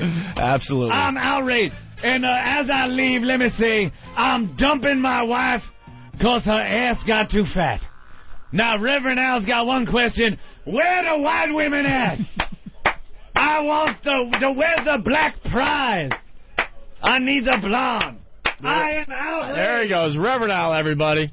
Outraged. He is outraged. What an angry man. Oh, that was a pretty good first appearance for Reverend Al. He seems to have done well. Yes, Reverend Al getting a divorce after 24 years in holy wedlock. All right, let's say hi to Andrew in Queens. Hey, Andrew. Hey, what's up, guys? What's up? Man. Hey, did anybody ask the question, what in the fuck is Al Sharpton getting married in Vegas for? The guy's a reverend. He doesn't have his own fucking church? Obviously, I was gambling and I crapped out. Oh, I'm punching out. Grove Street families, nigga. All right. Very good. Yeah, why was he getting... Isn't he a reverend? Couldn't he go to a church and get married? He got married in Vegas. That guy was the biggest fake. I mean, he's not as much a fake anymore because he's kind of presenting himself as an entertainer. Right. More than anything else with the TV show and his appearances. But he was a big fake when he's trying to be a reverend. I'm sorry, I'm really distracted. What is that? It's our new Jägermeister machine has arrived. Oh, it came in. Yeah, and then it's coming. They're coming with Jägermeister. Oh, look at everyone applauding in the other booth. The Jägermeister machine has arrived? Yeah, and Jaeger's coming in with some of the Jaegerettes on Tuesday, and they're going to fill it up. What's a Jaegerette? They're more gals. Oh, they're the Jaeger girls? Yeah. I love the booze girls. More girls that aren't going to do anything. But they're cool because you don't expect anything out of them, and they're just kind of good to look at. They wear their little skirts. They dress them up all slutty because they want to sell the booze. So they put them in little green dresses and stuff. Right. Remember Bud Girls and of course the Kahlua Girls, and it's just great. And also Earl has arrived. Oh, great. An hour and a half late. Great. Mr. Excitement is here for our show. Why is he late coming here? What could he possibly have been doing? Bring Earl in. Absolutely nothing. Here he comes. Go to Earl the picture of Reverend Al. That's nice. Where's the Daily News? Where'd you put it, Open? The Daily Snooze? I might have threw her... Yeah, she looks... Yeah, here it is. Okay. Look at Reverend Al's wife. What do you think, And Earl? be honest, Earl. What do you think, Earl?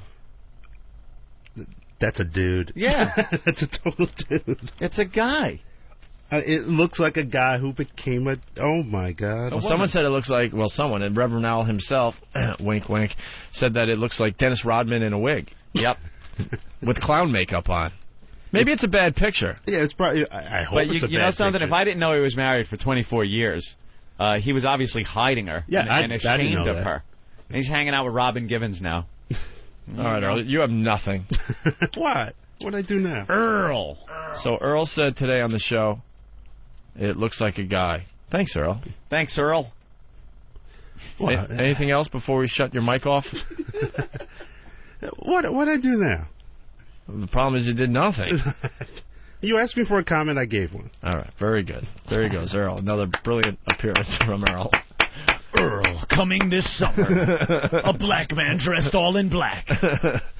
All right, and as we go to break... going out to dinner and not picking up the tab. It's Earl. Earl, when was the last time you paid... wait a minute. I want to clear this up right now. Here we go. Come on. Do I or do I not always some throw nigga money? rage, motherfucker. Come on. Come on, Earl. This whole idea. What do I do every time a check comes? Run. No, I don't run. Fail me now. The first words you leave an Earl-shaped breakout in the wall. The first thing I say is, go to what the is my damage? What is your damage? Yeah, I said, what? Your damage is you never pay the bill. What? I always offer to pay. He was like, no, you offer to pay? Earl, yes. Earl, here's the deal. You got to offer to pay for the other guy, too. Not just your share. I've never seen Earl ready to pick up the tab. I pick up a lot of tabs. It would be nice if someone picked up a tab for me every once in a while. Ben picks up a tab every once in a while. Norton picks up a tab. I always offer, and you always say, don't worry about it. Always. Because you open up your wallet and there's a lot of dust on it. Like it's not opened a lot. Wait, where's Opie's wallet is saying this? Nick's 1027 cards come out. Dude, I don't have to defend myself. I pick up a lot of checks when it comes down to it. All right? Without question, but... The old T-Rex arm thing is just a funny bit, sure, but when it comes down to business, I'm picking up checks. No, absolutely, but I always offer. You have to offer to pay for others. That's the key, not just your share. It's almost like you want to pull out a calculator and figure it out to the penny. No. What's the tip? What percent? Earl. It's Earl Douglasburg. I understand you don't make much money. But I always offer. Do you rub a mezuzah when you go in your front door of your house? No? No mezuzah? What are you hiding under that black Yankee cap, Earl? What's wrong, Steve? Do you have payas? Oh. Do you have payas on the sides of your head under that hat? Do you flop the little curly cues up underneath it? Is that what that's called? Yeah. Oh, all right. Little payas. Are you hiding a yarmulke underneath that Yankee hat? No. All right, listen. Thank you, Earl. I'll let you pay next time, okay? And then you want to take us all out to dinner, Earl, and foot the bill? I don't care. We'll go somewhere nice. I've always offered to pay. We'll go somewhere nice. XM202. The Opie and Anthony Show. Steve-O in studio. Yes. Speaking of paper cuts, I think we talked about that a little while ago. Steve-O did some paper cuts during the Jackass, the movie. Oh, they were using manila envelopes. Where did he get them? Know where they did it? They did it right in the webbing between the thumb and pointer finger. Yeah, they did paper cuts there. And the corners of the mouth. Yeah, let me try the one. I can't even talk about a manila folder across your dick hole. Oh. No, right there, the webbing. Watch this, guys. No. I can't. Steve-O in studio. On the Opie and Anthony Show. You ever take the corner of a manila envelope and just poke it into your eye? Just the sharp paper corner against the eyeball? No. You know what I like to do? I like to take tinfoil and just chew on it. You know what I like to do? Lick a napkin? I know, licking a napkin is awful, but a folded paper towel, a soft bounty towel, because your tongue kind of like dries and bounces on it. And then I like to grab a cock and squeeze it and go, attaboy! Let's listen to Steve-O when he stopped by to say hi. The worst of Opie and Anthony.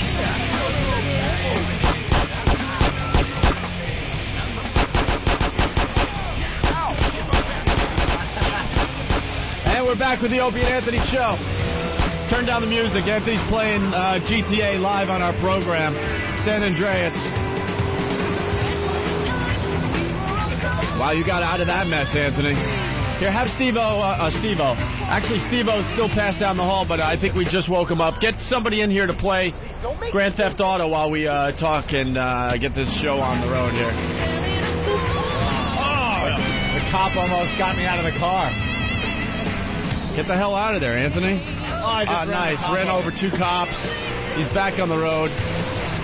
He's rocking, knocking over the telephone poles. There's the cop. I am in trouble. Oh! I just ran over a hooker. All right, get the hell out. Yeah. Dude, beat the hell out of the cops. All right, here you go.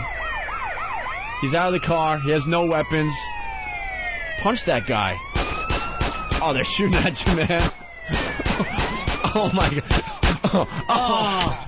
Wasted. I am one dead brother laying in the street. Now, in you a can puddle play of this blood. on your computer or on... No, this is just PlayStation for now.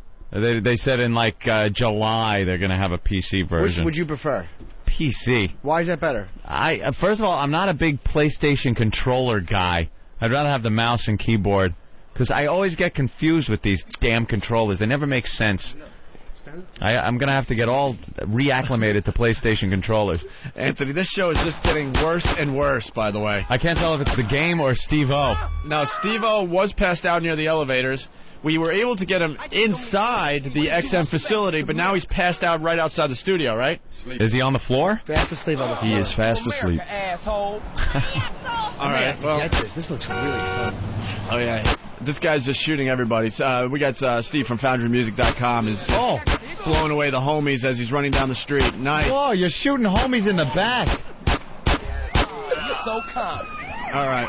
Yeah, boy. Oh, you got the cops. All right. What's with the light? What's with the glowing stuff on it? That's like a targeting thing, I think. Here, stomp him. Get ready to get creamed, asshole.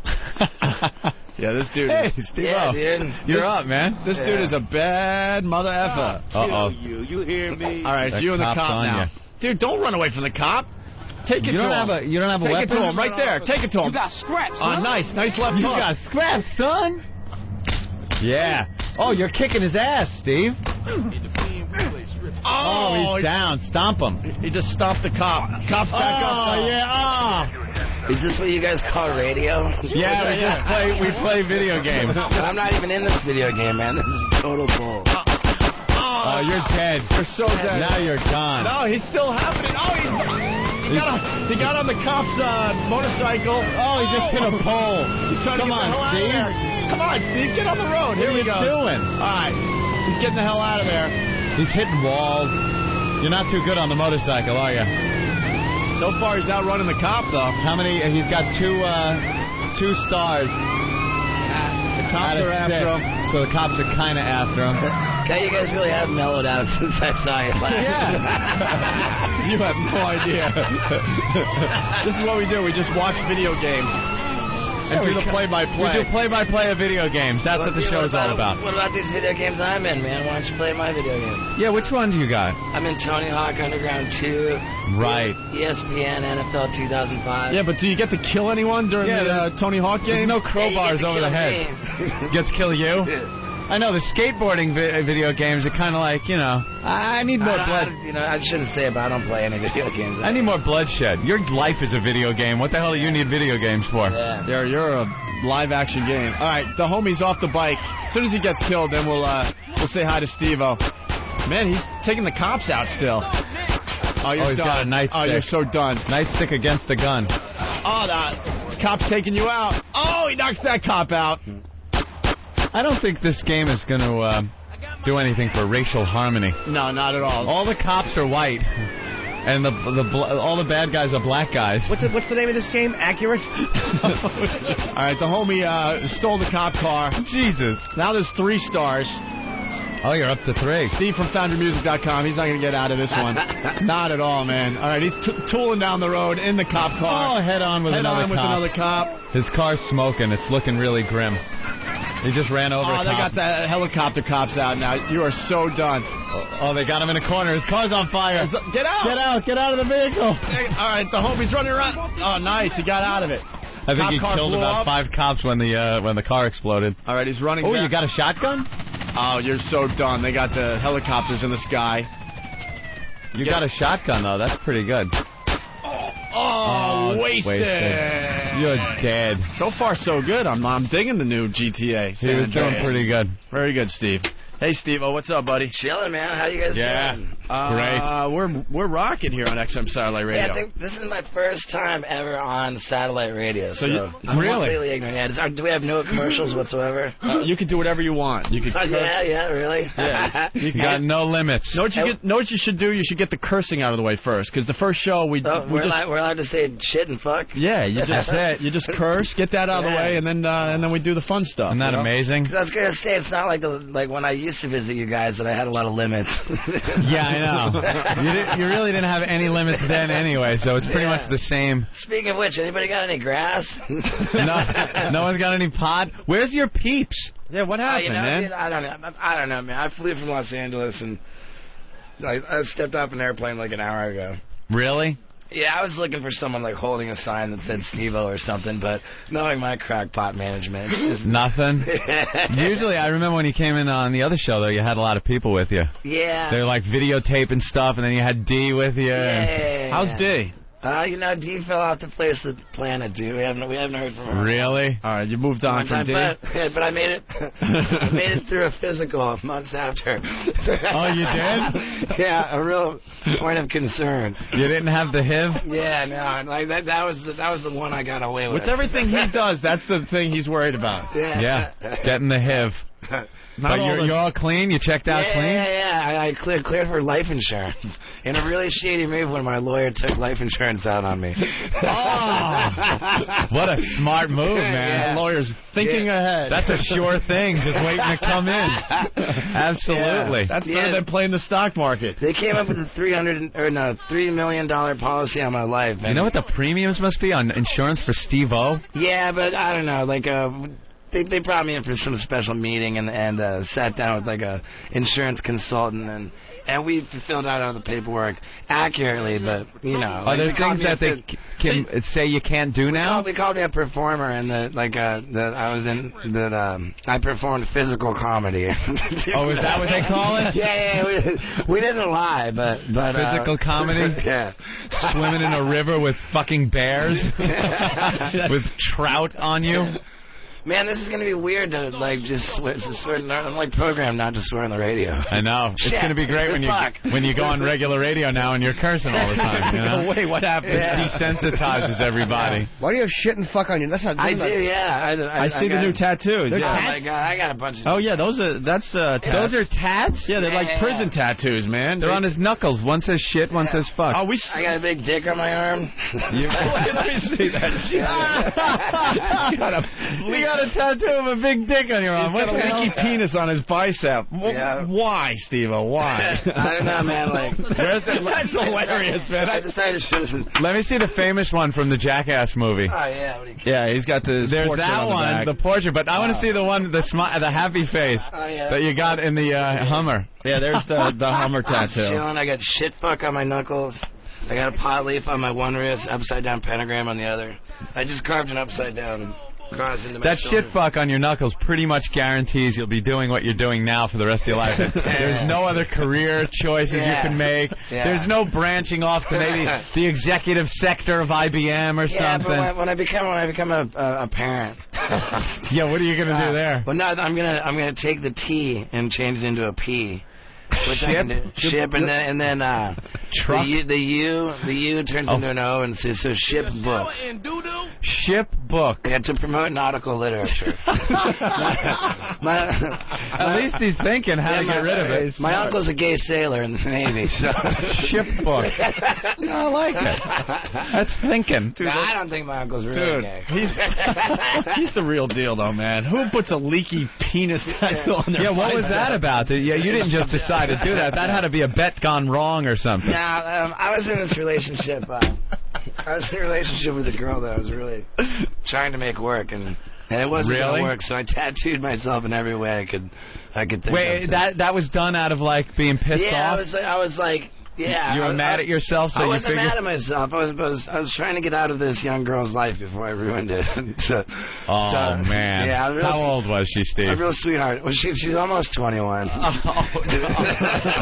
That's the ultimate father nightmare: is bringing Steve-O home. You're 21 years old, Daddy. Here's my new boyfriend. Yeah, nice dick tattoo. Yeah, I got a new girlfriend now, and I just went to go visit her mom in Denmark, and her mom just loves my tattoos. Really? Yeah. They love the shit and the fuck, huh? Yeah, totally. And of course, in that there's no father in that family, right?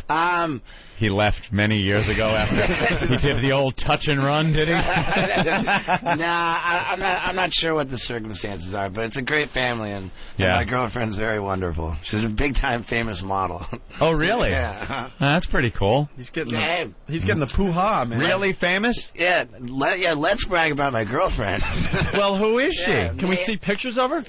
Yeah, you guys, instead of playing damn video games, you should Google her. Her name's May Anderson.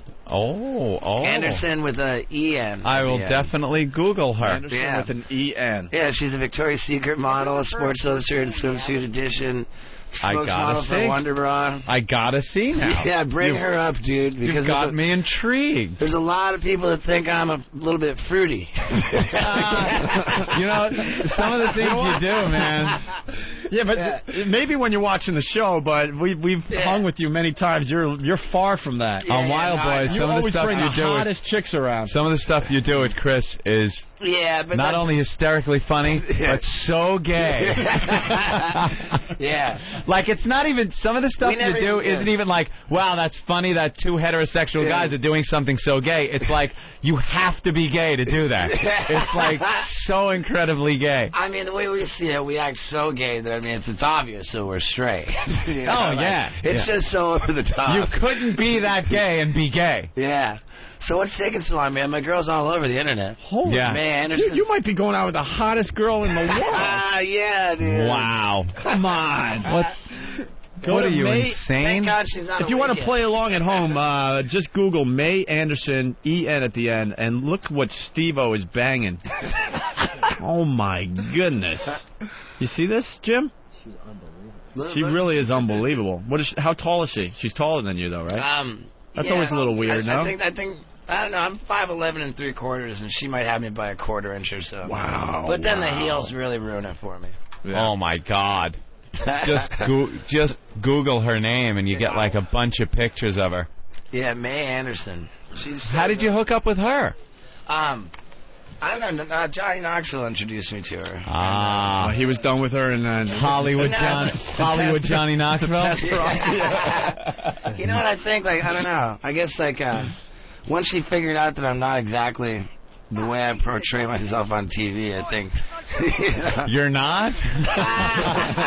You mean you're not gay? Guy comes in and fell asleep in the hallway. I don't want to say that like I portrayed like a false image. No. But I don't know.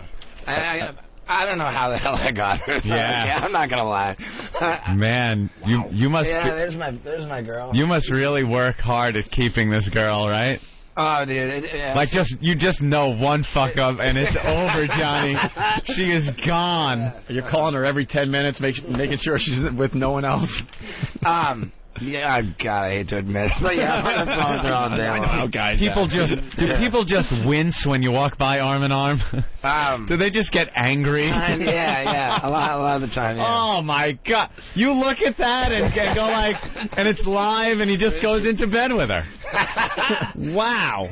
This interview's off to a great start. That is amazing. You've definitely upgraded since the last time we saw you. Although Dee was quite fine in her own right. Yeah, but she was completely insane. Well, so what has 9 arms and totally sucks? What? Def Leppard. Yeah. That would even be funnier if it was 1996. I think that would have been pretty hot in 86. You know, true. He's doing great radio considering he was just passed out 2 minutes ago. I know. He snaps right to it. I know. You were sleeping near the elevator. That was good. You were out cold, bro. I know, man. When was the last time you went to bed? I slept a little bit on the airplane, that's it, and I had a middle seat, middle seat on JetBlue, but I took enough Xanax, I didn't care. Do the people recognize you that are sitting next to you? Yeah, it's kind of funny. A lot of people are like, "Oh, what are you doing way back here in Coach?" Like in the middle. It's like, hey, we're doing a plane crash gag today, and just scare the crap out of everyone on the plane. I joined the Al Qaeda. Yeah, it's gonna be great. It's a goof for MTV. Yeah. I love Wild Boys. The show's hysterical. Hey, thank you, man. Thank you. And they send you I'm amazed at the place they send you because I didn't think MTV had any money. How do they even send you to those places? I mean, I guess like that's Africa, probably why they don't pay me that much. Australia. You got to get all kinds of shots and everything, right? Yeah, I'm 3 shots away from being vaccinated from rabies for life. Really? Yeah, so I can get attacked by any animal I want. That is cool. They do. I don't know. What do you must get like a mean case of the runs though and stuff because you. Time to time, but that's mostly from the drugs and the booze. not the food or the water? You know, I make a point of drinking tap water on every continent. You do? You just drink the water that's coming out of whatever? Yeah, you know, I firmly believe it doesn't kill you. It makes you stronger. Yeah, gets your resistance up. Every new country I go to, like, I like to drink the tap water. And I think that I'm a really healthier person for it. You probably are, man. You know, if you drink purified water all day, every day, dude, then... Any little thing's going to get you. It's like living in an incubator. As soon as you get out of there, you're done. And you're getting bitten. What's like the scariest thing you've been bitten by on this show? Oh, my God. Haitian. Haitian. Well, no, I just recently shot this commercial for Nintendo, and it turned out to be the most dangerous situation I've ever been in my life. Like, they had... Nintendo's got this new product coming out that wirelessly, you can play against your buddies, like wirelessly, you know, whatever. It's like sort of a cell phone. Against. And so, you know, we've got this scene, and I'm up in this tree, and you know, I'm playing against Chris. He's charging around on this big elephant, and you know, they've got chicken tied to the tree branch I'm on. So there's these 3 huge African lions, like jumping up to try and get the meat. And I'm sitting on this branch, you know, like, and I tell him, I go, why? You know, what is going to stop these fucking lions? I love saying fuck. What's going to stop these fucking lions from just climbing up the tree and killing me? You, dragging you off by the throat. And they're like, oh, don't worry, dude. Lions can't climb trees, dude. You know, like, lions don't climb trees. So I'm just thinking. And then our director says, yeah, but that is a pretty mellow tree. So there I am. I'm out on this branch. It's like 10 feet above the ground. Take one, you know, then drop the slate, and then the lion bolts straight up the goddamn tree, dude. Like, complete pandemonium. It comes out and just, like, pins me down to this branch. Like, get out of here. I can show you on my computer, man. Like, I have this contraband that I'm not supposed to have. Like, this footage of the... I definitely want to see that, yeah. Yeah, we're going to play the clip on Jay Leno, too, this coming November 5th. Do you realize, cause when I watch the show, and I know a lot of people think this, when I watch it, do you realize people are watching this going, one of these guys, if not both, are going to die during this show? We're going to cross out the Z and continue on as Wild Boy. Because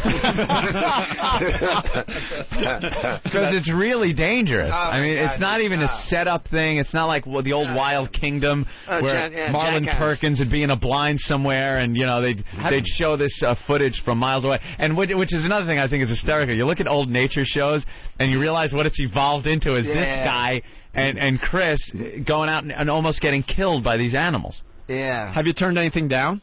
Yeah, there's been some things, yeah. Absolutely. I mean, and overall, Jackass, we were putting ourselves at risk of, you know, bumps and bruises, and it's just straight up. But shit this is putting yourself at risk. That it's gonna, these things can kill you. Yeah. When you guys went in the water with the bear. Yeah, and that big, that was really sketchy. That was really kind of scary. There was the time when we jumped off the boat, and you know, I should mention too that actually yesterday, out in the stores came out our Wild Boys Complete First Season DVD. Oh, nice. Gotta pick that up. And if you thought the show was gay, wait till you watch the extras. There's full anal intercourse. Yeah, no. Oh, my God. And how about a moment of silence for Chris Pontius? We just had his bachelor party. He's getting married? He's getting married. Yeah, he's getting married this Friday. To Steve-O. You know what? In San Francisco. Well, no, in Massachusetts is where it's legal. So I told him, when I first heard about it, I said, Chris, you know, like, we need to go to Massachusetts and get married with a prenup, and then we need to go to Utah, and then you can start adding spouses. If you expect any silence at your wedding out of me. So he's getting married, and it is a lovely young lady? She is, yeah. She's a lovely Irish lass. Yeah? Yeah. See, now that's somebody I would assume was completely gay. Yeah. Oh, yeah, no. Based on his character. Yeah, no, Chris really isn't gay at all either. And, even though I think the marriage, you know, like whether or not I'm a dick for saying it, I think the marriage has a lot to do with getting his Irish lass a green card. Oh, she's like right from Ireland? Yeah. So it could be like a setup, kind of one hand wash with the other. She gets a green card, he gets a beard. So it doesn't look so gay. He could say, you know, look, I can't be gay, I'm married to a lovely young lady. Yeah, no, that's his term. But the bachelor party was very interesting on Monday night. Old Knoxville couldn't make it, so he sent us some strippers. Filming another movie, is he? Yeah. That guy has probably the best agent ever. That guy turns up in everything. He's on fire, yeah. I think he's up to like $5 million a movie now. Really? Yeah. But like all he ever wanted in the beginning was to be an end. It was a means to an end, which he called out, and nobody can call him a hypocrite or a sellout because the guy took a lot of pain to get where he is. He did exactly what he intended to do. That beanbag gun that was shot at his abdomen. I know. Oh man. What's he gonna get shot with next? Well, he got shot for real, but they never showed it on MTV. What right? He put on a bulletproof vest. Oh, the bulletproof vest. Where is that video? Can you see that anywhere? Does he have that now? He got shot in the desert with a bulletproof vest on, but MTV refused to show it. Yeah. And that was a video that was put out by Larry Flint Publications. Oh, there you go. So it is out there somewhere. It's out there, but they didn't license any of the damn music for it. So really? So should they want to do anything with it? It's just like one lawsuit after another. Like. Great. I mean, I'm glad I'm on the radio, telling Brad about that. Yeah, fuck you, Larry. What's he gonna do? Yeah. Come on. Yeah. So anyway, Knoxville sent some strippers to Chris's bachelor party, and they were dudes. Oh no. Yeah, and just to make it worse, they were wearing all this crazy bondage gear and giving each other blowjobs in the middle of the party. Great party. Wow. Great party, isn't it?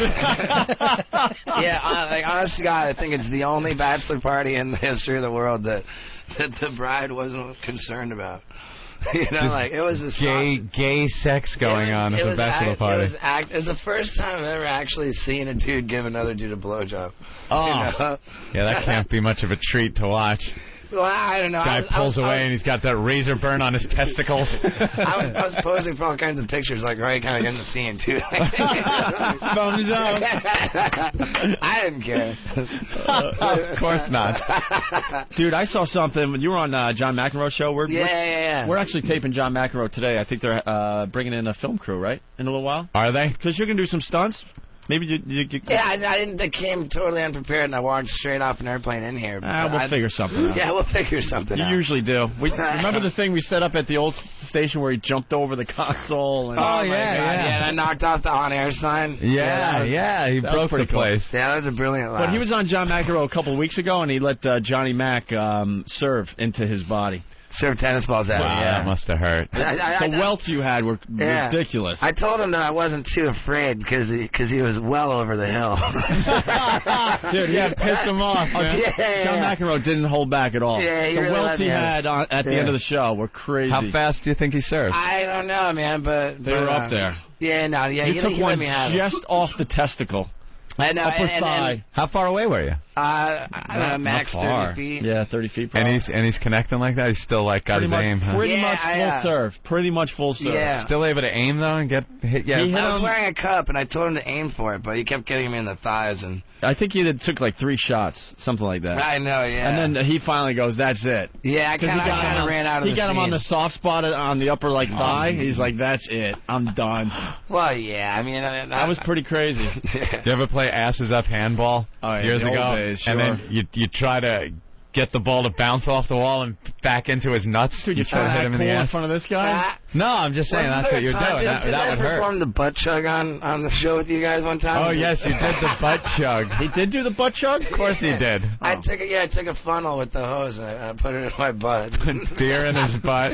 Yeah, and then tried to fart beer in my mouth. Yeah. I really don't know how to do that, dude. Yeah. How do you top something like that? Know. We got a show off for Steve-O today. We got to get a couple to have sex for him. Oh my God, that's what happened to you guys, huh? You guys solicited like pretty serious crimes to occur in churches while crimes to the church, crimes to humanity. You kind of heard about our little story. Well, I was prouder than could be, and yeah. At the end of the day, at the end of that day, I guess I really thought that you know, that it would all work out for the better. And I guess now it ultimately has. But yeah, but it was 2 years of doing nothing. We haven't seen you in like two and a half years. It was 2 years of exile, of just doing nothing, trying to just Xing off the days on the calendar. That's pretty, because you know, I really thought that overnight that would turn into the best thing that ever happened to you. But eventually, it will be the best thing that happens. Yeah, eventually. We're still eking it out.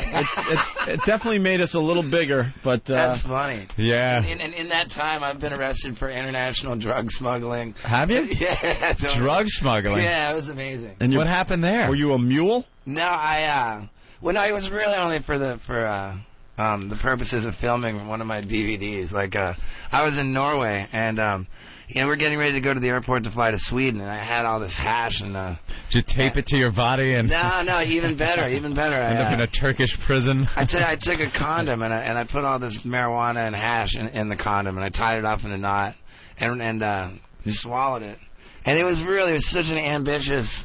Like, it's such an ambitious package to swallow. Like, really? Was it kind of big? I choked on it. I got stuck in my throat. How the hell do you swallow something like that? Yeah, it got stuck in my throat, and I'm just choked on it. I was puking up blood trying to get it out. Did you just think, oh my God, if I die doing this, as you're doing it, like, no, they're gonna Steve-O found with hash and pot and stuck in his throat and condom. And I swallowed it down because you remember when I came in, I was promoting my first video, and there was the dog ate the condom, and then so I figured if a dog can do it, then so can I, you know. And so I swallowed this condom full of pot and hash, and it took 7 days for me to finally crap it out. Because it was my vision, you know. I crap it out and then open it up. It was his vision. My vision, yeah. Did every crap you went picking through it? No, nothing. I filmed it too. Like a prospector. I filmed it too, and you know my whole idea, like the punchline is, you know, like finally I take the pot out, you know, and roll a joint or whatever, and I smoke and. Now that's good shit, you know. Like, and I was all excited about it. And over the 6 days I spent touring Sweden, I bragged to the media, every newspaper, every TV show. Oh, no. How are you doing? Well, I think I might die of intestinal strangulation because I've got all this marijuana in my body, you know. Like, and where it turns out Sweden has like the strictest drug laws in Europe. Really? So who knew that? Right after I pooped it out and got my punchline, I was so happy. Then the next morning, I got ambushed by undercover cops leaving the Swedish hotel, and I spent 5 days in Swedish prison. How is Swedish prison? It's really pretty mellow, man. It sounds kind of nice. You're in a Swedish prison. Like they give you cocoa with marshmallows in it in the morning. I was able to smoke cigarettes, and I could even they took me to buy junk food and cigarettes, just puffing away. And I mean, granted, I had to poop into plastic bags in front of dudes for 5 days in a row. Oh, they wanted to see what else you had in there? Yeah, because they weren't entirely. What a crap job they have. I know, and I was making fun of them too for doing my job, taking through crap, you know. Playing really? But yeah, and I had that, and then I also had for a while I was facing 8 years in prison on 2 felony charges out of Louisiana, stemming from stapling my scrotum to my thigh. Yeah, I read about that. We read about that one. Yeah, that was big trouble. And, what was that? An obscene?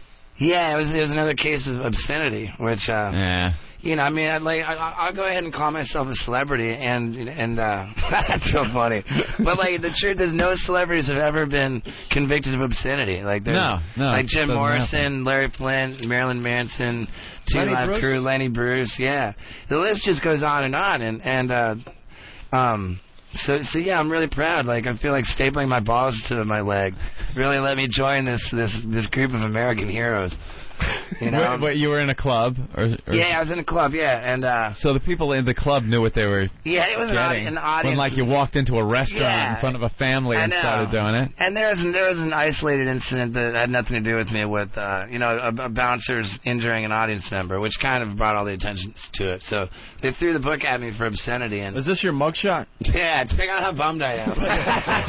Oh, man, you look bummed. I was in so much trouble, dude. I don't know. Yeah, we got the arrest report here. Anybody can make fun of me. As Jackass star Steve-O, a.k.a. Stephen Glover, was arrested in August 2002. That was when we got screwed over. Oh, look at that. What day was it, man? Do you know offhand? I was arrested, I think it was like August 1st or something. Oh, okay. We destroyed our lives on August 16th.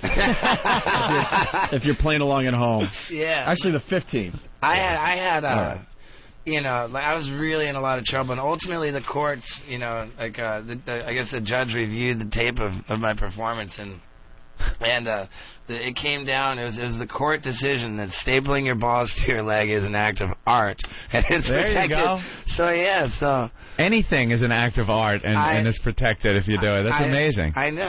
Like, I'm glad the state of Louisiana really considers me to be this artist. Louisiana. Were there cops in the place? No. I got arrested on a fugitive warrant 2 weeks later. How did that happen? It was because an audience member had been videotaping it, and they thought, wow, that was messed up, and they sent the tape to the news, which thought, wow, that's probably pretty illegal. And then that's probably pretty illegal. Yeah, then the news sent it to the cops.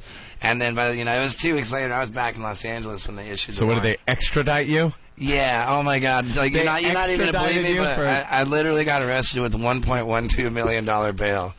Are you kidding me? Now, because of the state of Louisiana, and it was a case of the district attorney was running for district judge, I guess, and it was all like... How do they justify... Because they're saying I was a flight risk, because I was no longer in the state. So there was this principal to second-degree battery charge for what the bouncers did, and they gave me a principal to that, like somehow I was an accessory to that. And with that charge came a $120,000 bail.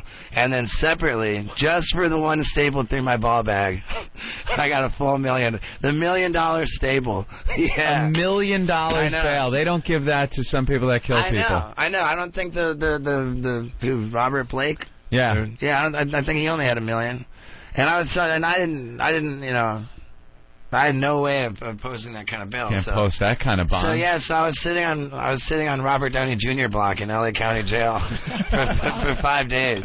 5 days you had to sit there because they had $1 million bond. Yeah, and we had to wait to get me in front of a judge to have a bail reduction hearing to say, look, this guy's not a flight risk. He can't hide anywhere. Yeah, Can't hide. Yeah. So he's got a penis tattoo on his arm. For God's sake, how are you gonna miss this guy? Yeah. So we got it. That's not the type of tattoo you want if you're in the joint.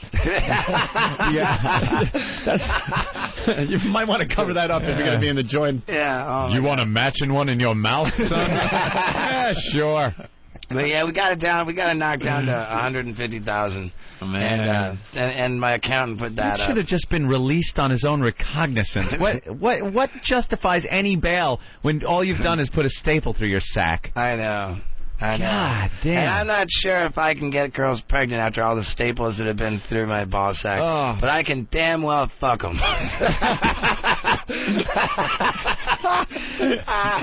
Good. You don't want to ruin that girl's body with a baby. Yeah, exactly. Jeez. Hey, what's up with this new DVD? I'm so proud of it, man. It's called Steve-O the Early Years. Oh. And it's how dangerous and irresponsible behavior can lead to fame and fortune. Yeah. There you go, kids. You're teaching them. It's basically a how-to video, like how to take a video camera and like piss a lot of people off. And I don't know. I like to describe it as a 2-hopper TV A&E biography about the rise to shame. So far, the rise of Steve-O. What's the craziest thing on here? I don't know, man. There's a lot of early footage. You jumping off the roofs, that's pretty crazy. Yeah, it's... The fire stuff you did was unbelievable. It's loaded with stunts, man. Nice. And, like a lot of... people just ask me so much. They'll say, "Oh, how'd you get into all this?" Like how'd you get your start? And so finally, I just put together a damn video that tells the story. There's the start. And it's to be honest, like, it's a change of pace from my other videos, which are just kind of nonstop mayhem. But can you get this in stores? Yeah, absolutely, man. It's only $9.99 at Best Buy. $9.99 for the Steve-O DVD. I don't know what it is, man. It's really pissing me off, but DVD prices are going way down. Yeah, when you finally start putting them out, right? Yeah, and what's up with this satellite radio business? No commercials there. Does that mean like where's? Oh yeah, we could just hang. We could hang, curse, do whatever. Yeah. No, we can take a break so we can regroup because we want you to do some stuff today. Yeah, I want to smoke a cigarette. Like we're allowed to do that, right? If we're allowed to say fuck, I think you can smoke a cigarette. Yeah, why not? Unless there's a Halon system in here that'll go off. Oh, which that... Nah, we'll be fine. We'll No, be that's fine. just a water thing. If that Right sprinkler goes off, I will laugh myself silly. I will laugh my I don't think they have balls off. Halon in here. They Just got the Yeah, I smoke a lot. I recently actually, you know, I'm so proud of all these arrests I've had since I saw you last. Well, what about the rest of your partner there, Chris? Oh, yeah, that Because was they just handed this to me as well. That was brilliant. the hell are you guys getting arrested? He was found completely butt naked, passed out on the roof of a parked SUV on 10th Street in South Beach. Great. In Miami. And what led up to that? A lot of drinking? He says that somebody drugged him, but I'm telling you it was him and me. Somebody drugged him. Yeah, he did. He drugged himself, and then he yelled and screamed at the cops, and then they pepper sprayed him. Oh, pepper spray. No, he did not cooperate whatsoever. He actually threatened to His kick... quote is, "I'm going to kick your posterior." Yeah, totally. That was in the... He just didn't feel like saying ass. Did he laugh at the pepper spray, considering all the other stuff that he's done? Yeah, no, and pepper spray is nothing to laugh at, man. No, huh? Have you ever been pepper sprayed? I did a stunt called Tabasco eye drops, which my God. Yeah. I had a really hard time with that one. Well, we've seen you snort the wasabi, right? I'd rather snort wasabi before Tabasco eye drops again. One of the funniest parts of Jackass the movie is the electrodes. And they put the electrodes on everybody, and they're all tightening up, and then they put them on the ball sack. Though, because you see all the commercials on TV for those things, and you really get the impression that it's for kind of fat ladies that exercise. Try to tone the muscles by making them move through electricity instead of moving them yourself. Yeah, you know what the sickest stunt in the Jackass movie was, and it was such a simple one? The paper cuts. Oh shit! The paper cuts. Yeah, I can't even think about it. It was Don't make me think about it. It was pretty much the most simple one, but I mean, in between the fingers. Oh, stop it! Where else did you guys do? Oh, the corners of your mouth. I had one on I don't have one on my nose that didn't make the cut. Oh really? Yeah.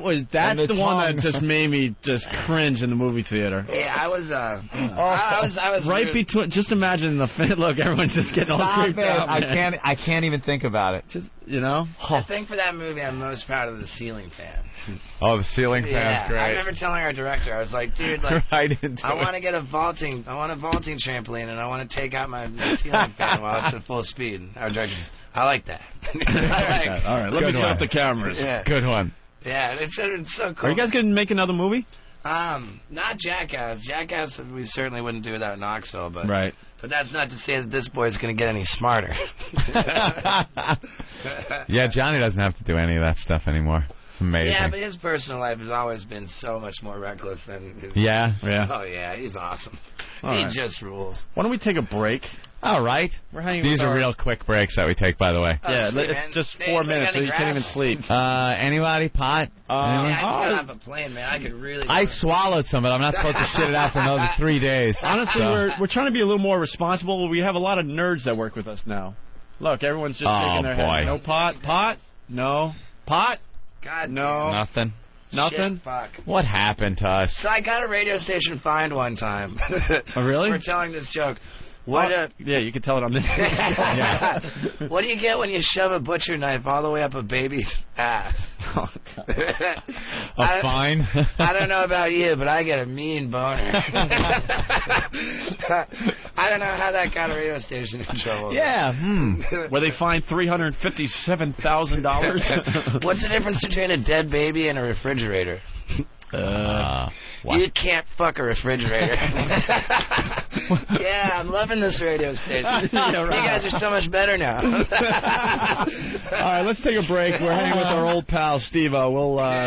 You got to do one stunt today, Okay, something. I will. We'll figure something out. Well, yeah, we'll think about it during the break. All right, cool. Man, I didn't tell you about when I got arrested on the airplane for chain smoking. We'll do that next. On the airplane? Yeah, I haven't been able to smoke on a plane in years. I'm not gonna reveal the name of the airline I'm banned from. JetBlue. I know you took JetBlue. So. Yeah. Oh my God. Now we'll figure something out. All right. XM202, the Opie and Anthony Show. All right. We have the audio. What do we have the audio of that you just handed me? Whatever. That's Mini-Me on the Surreal Life. All How about right. the audio of him in bed? We have that? Let's hear this.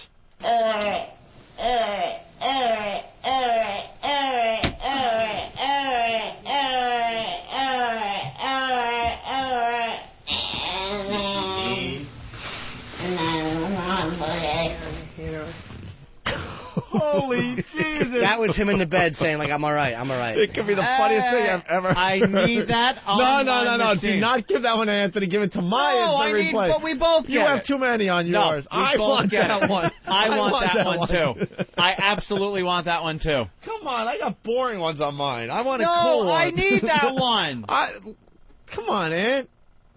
We'll both have it. No, I want. There are certain circumstances you can never know where. I want our used. listeners to know that it came from me when that. Get the fuck out of here! I want that one. No, I need it too. We're gonna That's fight. a classic. We're gonna fight. There's Why? already a couple that I would have liked to have had. Which that one do you have. like from my machine? I There got are a couple. I got like. I'll trade you. No, I don't trade need you that guy. How about we trade? You have that guy. I don't care about that guy. How about we trade? Give me that one, and you can have one of mine. Here, I'll give you this one. No, I don't want that guy.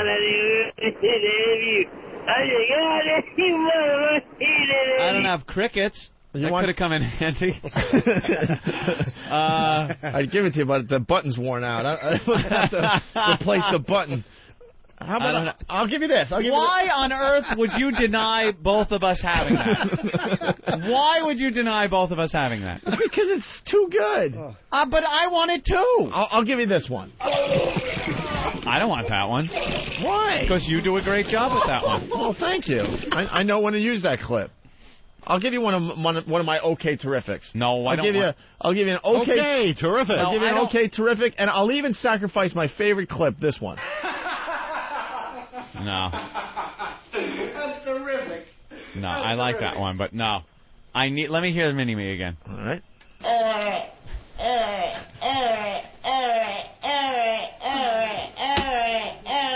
Always chew your food. No, I need that. No. There's nothing on there you could trade for that. No, come on. I must have that one. I'm all right. All right. That's funny. What a drunken little midget. All right. And then he just sounds like a broken kazoo. What do you have, a shot of beer?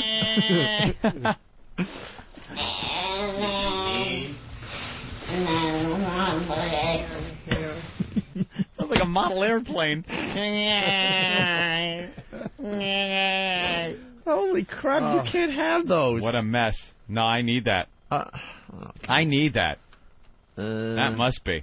Wait, let me try. No. You know how much I want that clip? I don't care if I get it. I don't care. I just don't this care. program to bring you the Ozone Midget sighting of the day.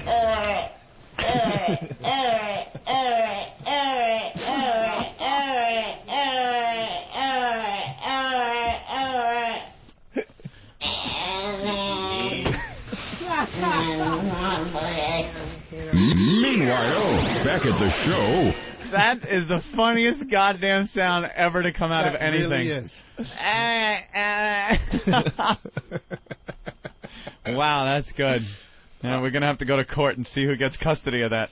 I don't have many on my machine yet. But that's my job. Yeah, but you don't do a good job with your job. What the fuck? Are you insane? Are you crazy? You got too many over there. So Too many? I got maybe 30 here. You got hundreds. Too many? You have too many. Here, I'll give you this That's one. what I'm talking about. Stupid! You're so stupid! No, I used to have that one, and I don't want it anymore. No, listen to the replay. You played it at an appropriate point in the show this morning. Which one? Oh, what? Wait, the one which you one? threw in that didn't make any sense? Which one? Or maybe you throw in Earl where it doesn't make any sense. Go ahead. Go ahead. That was over the intro of the show. What? What? All right, I'll give you this one. I hate this place. No, I don't want that one. Why? I want Mini-Me. All right, but you can't have the I Don't Care song. No, because we're going to be using this one a lot. No, that's fine. All right. I got to have Mini... Look, I'm not saying you shouldn't have it, too. That should be split between both machines. Because I think I can handle this one a little better than he can. Get out! How are you even... What? I've been working this machine for 5 years. I'll use it more appropriately. How would you use it more appropriately? I don't know. I'll just, I'll push the button. Use it at the beginning of the show for the intro, things like that, and I will use it where it comes in handy. All right, but you can't... If someone, put it this way. What? If someone walked into our studio as a guest, and they were really short, and we were all laughing and wanted to goof on how short they were without actually saying it, I would hit that button. You might not be inclined to do it. And if I thought it and you didn't, people wouldn't get the enjoyment of knowing that there's a short person walking into the studio.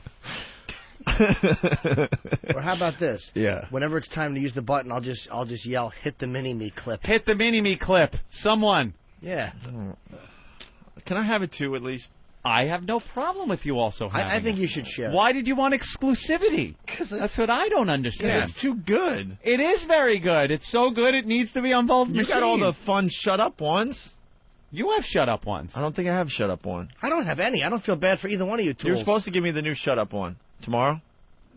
All right. Shut up! Shut the fuck! You have no right to take me. Shut up! Will you shut up? Shut up! Shut up! Shut up! By the way, I love that one. By the way, proving that you were asleep at the wheel today. Why? We could have used that clip at least 20 times today. I liked your approach better. See, I would sit back sometimes and not even do that. I like the subtle approach on that whole thing. So you think it's subtle is better at times? See, I wasn't stepping on you. I thought that worked quite nicely. So we got, who's here? Sabrina Sikora. Wow. Nice. Chris Rush in the studio. Where are you going? I'm just saying, I gotta leave soon. No one would ever say that to your face. Yes, they would. They'd call in. Hi, you suck. Shut up! Shut up! That's when I wanted the shut up thing here. Will you shut up? Yeah. Shut up! Shut up! You really believe that Shut up! my approach was better? Are you insane? I liked it. Pete from Astoria. I was born in Astoria. Pete. Now all Greek there. Pete, what's up? What's going on, guys? Hi, Pete. How's everybody doing this morning? Imagine if his last name was Moss. I don't know if this sounds like to anyone else, but it sounded like he was having sex in that clip. I'm all right. No, what happened was he was Wait, where is it? I want to play it now. The mini-me clip. It sounds like he's having sex. I don't know what it sounds like, actually. He's laying in the bed drunk, and Christopher Knight is comforting him instead of just biting his arm and chest like he should be, little fat piece of Play-Doh. He's playing Monster on little the bed. oven stuffer roaster body. That's exactly what he looks like, a Cornish game hen. Should be gutted and fed to people. He's sitting around drinking, waiting for Mike Myers' next phone call. Dude, you got to see, there's a scene where he's sitting on a ledge, and him and Christopher Knight are drinking, and he actually he gets drunk, and he falls back and kind of almost passes out. God. But he's such a little nothing that there's no bending. It's like he all just falls back at once. It's like a Stonehenge type of thing. Just falls back at once. Just one piece. Like a weevil. No joints on him. No, you want to just pick him up by the legs and pull the last 30 seconds of Caligula out and smash his face on the steps.